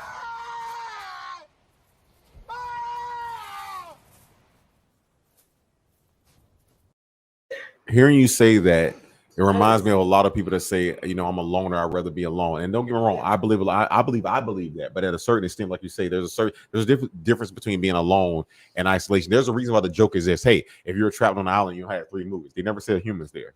Yeah. The plane didn't fuck. I mean, that's terrifying. Of course, FedEx. I don't like being on a plane. And I always think about this could be the one. What really fucked me up was the tooth. The infected tooth that he had to dig out that night with the knife. That was that pain is like unbearable. And it's worse than childbirth pain. And I'm not saying that. I've heard women say that. I can't even describe toothache pain to somebody. It's unbearable when you have the opportunity to go to the ER, Walgreens, get like some kind of pain. Imagine being on an island out in the heat, out in the elements, you're all dirty and fucked up, and then now you have an infection and abscess. Oh, fuck that, kill me. I just go find a nice oak tree and hang myself. I feel like there's tooth pain in this hell. Those are the bottom 2. Yeah, well, yeah.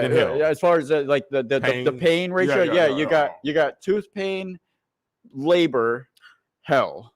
Somebody that has given labor, given birth. Bro, I've heard women who've had labor tell me labor is not tooth pain, and that's what scared the fuck out of me. I've had 3 women that have given birth say, "I'll give birth to 10 children before you give me a tooth infection."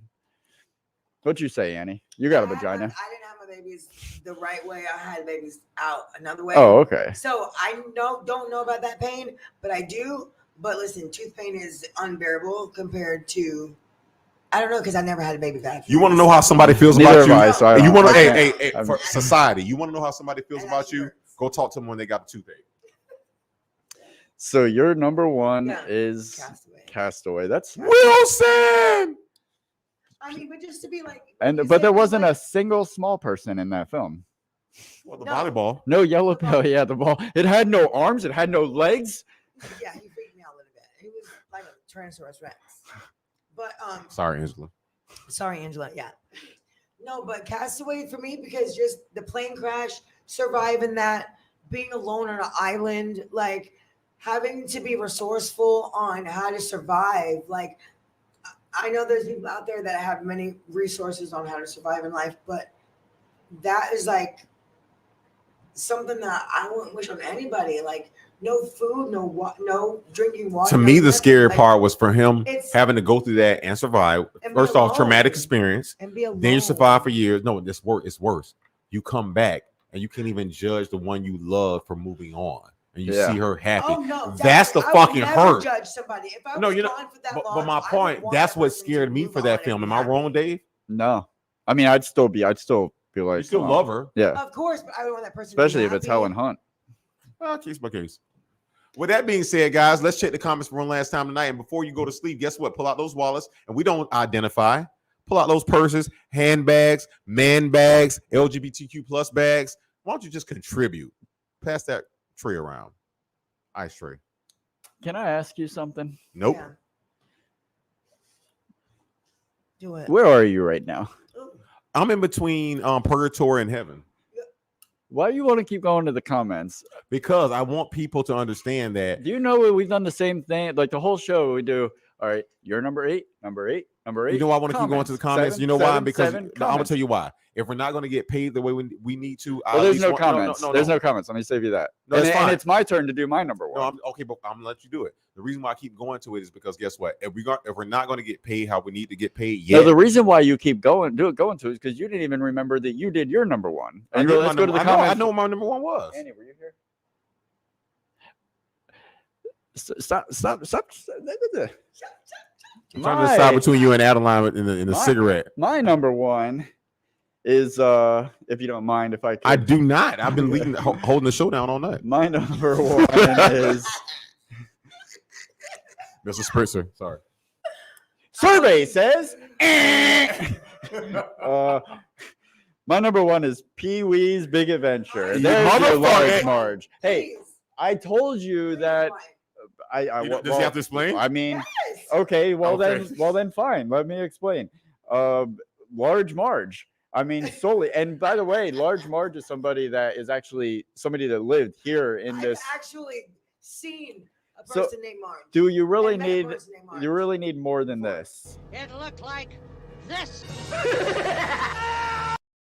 And really, that whole scenario where he goes out and all you see is his eyes and all the creatures come out, and then that weird dude at the that's chasing him. Oh, don't talk. Like eyes, do you?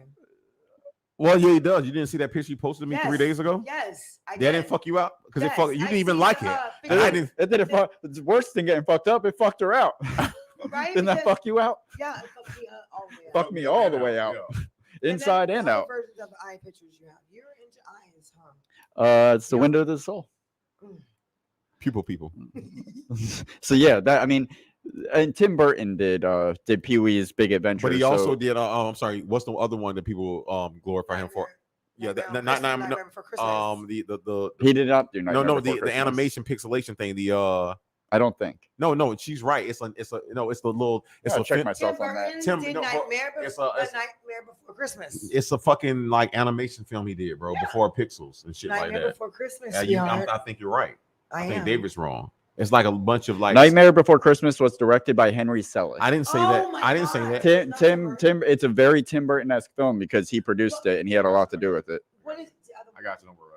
Which Henry Selick also did Coraline, I believe. No, she's talking about the bro. It's like fucking little stick figures, and I know what she's talking about. I know what she's talking about, but when she tried to. It's not Nightmare Before Christmas, but it's the two lovers that love each other. Oh no, you lost me now. The two, yes. Case by case, no. It's the two guys. It's the guy and the girl that love each other. It's like Nightmare Before Christmas, but it looks Corpse Bride. There it is. Yeah, that's Tim Burton, I believe. Yeah. I knew I knew something. And yeah, speaking of, so Henry Selick, who did do Nightmare Before Christmas, he also did Coraline. So, but no, Tim Burton did the other one with the man and the woman that love each other, and that they were. I want to say yes, but my phone has 1%, so I'm gonna just pretend like it's 1993. So, yeah, that's Tim Burton. You're gonna expect something kind of creepy, but not with like. But I grew up on Pee-wee's Playhouse, and then this was like. This was a big departure from Pee-wee's Playhouse because there was one other part in Pee-wee that really fucked with me beyond Large Marge, and damn it, I don't have it. When the bully chews the trick gum and the black with the red hair, the black stuff starts coming out of his mouth. Yes, the motherfucker with the red hair. Pee-wee, I want your bite. Yeah, the red motherfucker. Yeah. Yes, motherfucker. That, for whatever reason, the trick gum with the music and the black stuff just. No, it was at his house when Pee-wee went to see him to confront him about the bike. He gave him like trick gum, and it turned it made like black liquid start coming out of his mouth, and that stuck with me. So that's my number one. That's our list. That's our that's our 10. This has been as far as a. Oh wait. Now let's go to the comments. It's been hard. Who's here? Well, that's what she said. So James is number one. Yeah. Passion of the Christ. My Easter tradition for about 5 straight years was hiding in my room while this played in the living room. Thanks, Mom. You heard about the Bible, Jesus, Jesus, all of them. Then Laurel, you went into that and you got scared. Then call me after this, man. Then Laurel said, "You're welcome." To James. Courtney's Courtney, you just couldn't do it, huh? Oh, there you go, dude. Dude, let's just get this done, please. Please, let me say something. Okay, so when I was let me read the comment. Okay. Number one for Courtney is The Wiz. Yeah. The subway scene scared me as a kid. Yes, I could. Is that why I came back? I need to go to that. No, you came back because I don't want you to fuck up the stream right before we're about to say goodbye, and then we could just be done. I'll be right back. Okay, so listen, guys, listen. The Wiz for me, I was deciding Wizard of Oz or The Wiz, Wizard of Oz or The Wiz. And for me, like The Wiz was so scary. And you're blocking the goddamn camera, dude. right, sis? When the roller would go over their body, and then the rain would the water would evaporate them. That scared me in The Wiz. I was really deciding on The Wiz and The Wizard of Oz, but The Wizard of Oz had a little bit more. I've never people that scared me. So as a Michael Jackson fan, I've never seen The Wiz. No, I don't know why. The Wiz is frightening. But I mean, there was something about the makeup on like I don't know. It was kind of weird and disturbing in the same way that your the Little Red Riding Hood movie was. Yes. It was like the low budgetness of it. Yes, exactly. Like just the way that the bodies would die, or they would take apart the scarecrow. Welcome to the party, pal. The Wiz was something else. The Wizards were really wild, and something about the way the body would break apart. It's just crazy. You can't teach that at Full Sail. So listen, really quick, guys. Yeah, boy! Yeah! Let's do this, man! Let's go! Let's go, baby! Hey, chill out, motherfucker! I'm not going to apologize for being talented and intelligent. So with that being said, hold on, I'm not done with the comments, dude. I'm not done with them either. All right, number 1, Laurel's Wizard of Oz, the flying fucking monkeys. Yeah. That's who said that? Laurel. Who said that?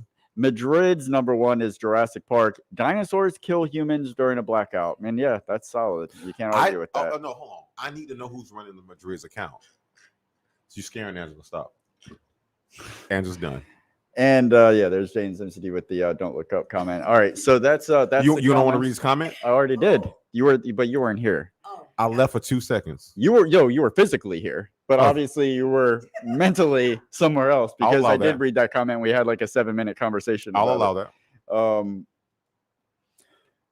Yes, well. Hey, you think I'm gonna apologize for all the time we put in? No, I'm not apologizing. Oh man, no. All right, but so yeah, that is our 10 films that scared us even though they weren't supposed to. And this Thursday, do not forget David McGiffert and myself talking about David McGiffert's new book. It's a series. Best. Hold on, can I? I know it's not right. Hold on. The Best Seat in the House with David McGiffert. Nope. That's a movie I also reviewed. That's the name of his book. But our segment on our channel is called Best Seat with David McGiffert. Hey, the McGriffert. She had it right the whole fucking episode. And with that being said, guys. No, wait, not with that being said. What do we have coming up next Tuesday? Best Seat with David McGriffert. I feel like you're trying to say goodbye. No, I wasn't saying goodbye. I was going to say, and that with that being said, kids, you don't drink and drive, or you don't drink and do a podcast 3 hours in. We're fine. Where the fuck are you? Other than our inbox at 1 a.m. Get your ass in here and get out the limo, Argyle. All right. That's him. What do we got going on next time we're here, Annie? Next Tuesday, we are live again with our top 10 movie kills. The best movie kills and the best movie scenes. I'm just letting you know secrets.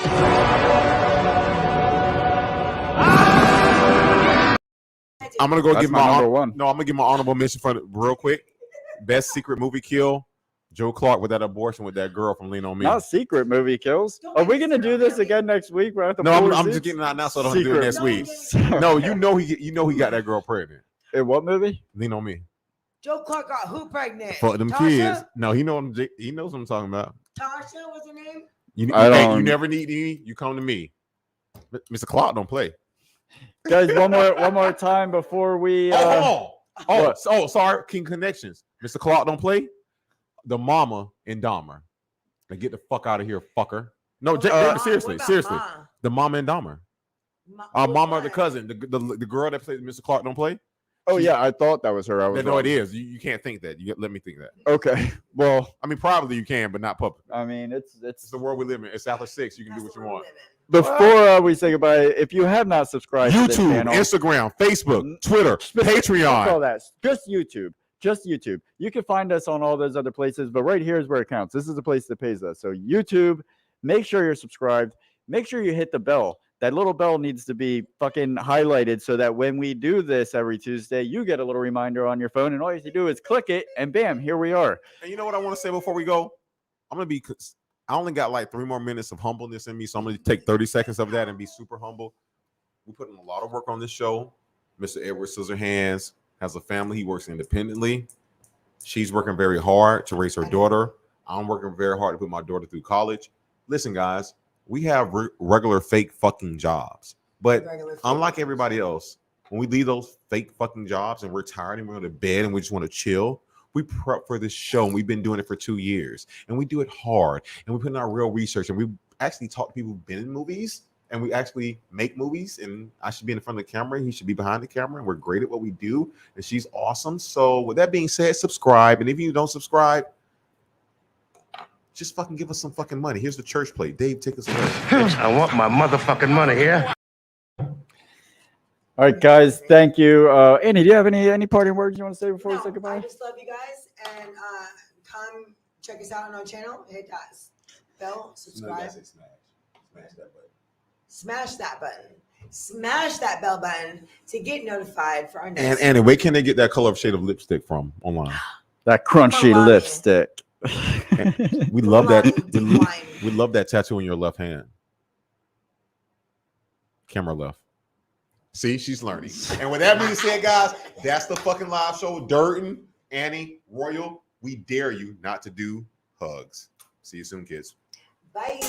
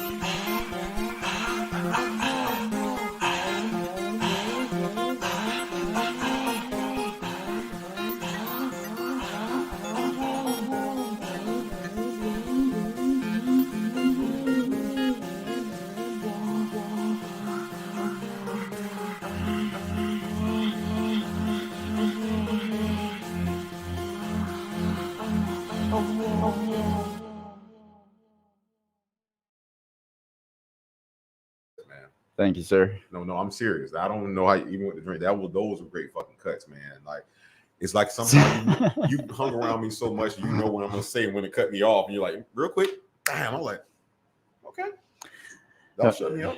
That was all live. Thanks. No, that's why I'm giving you the fucking credit. But that's why I said what I said. They think that we can't do this live. We do it live all the time when no camera's on. And now hold on. Yeah, hold on. You guys don't know Annie's in there pooping right still now. Live? We're still live? Yeah. Oh. No, I'm not going to be a part of this. All right. Bye. Well, we don't say bye. We say so long. So long. Or should I say so long nose? So long.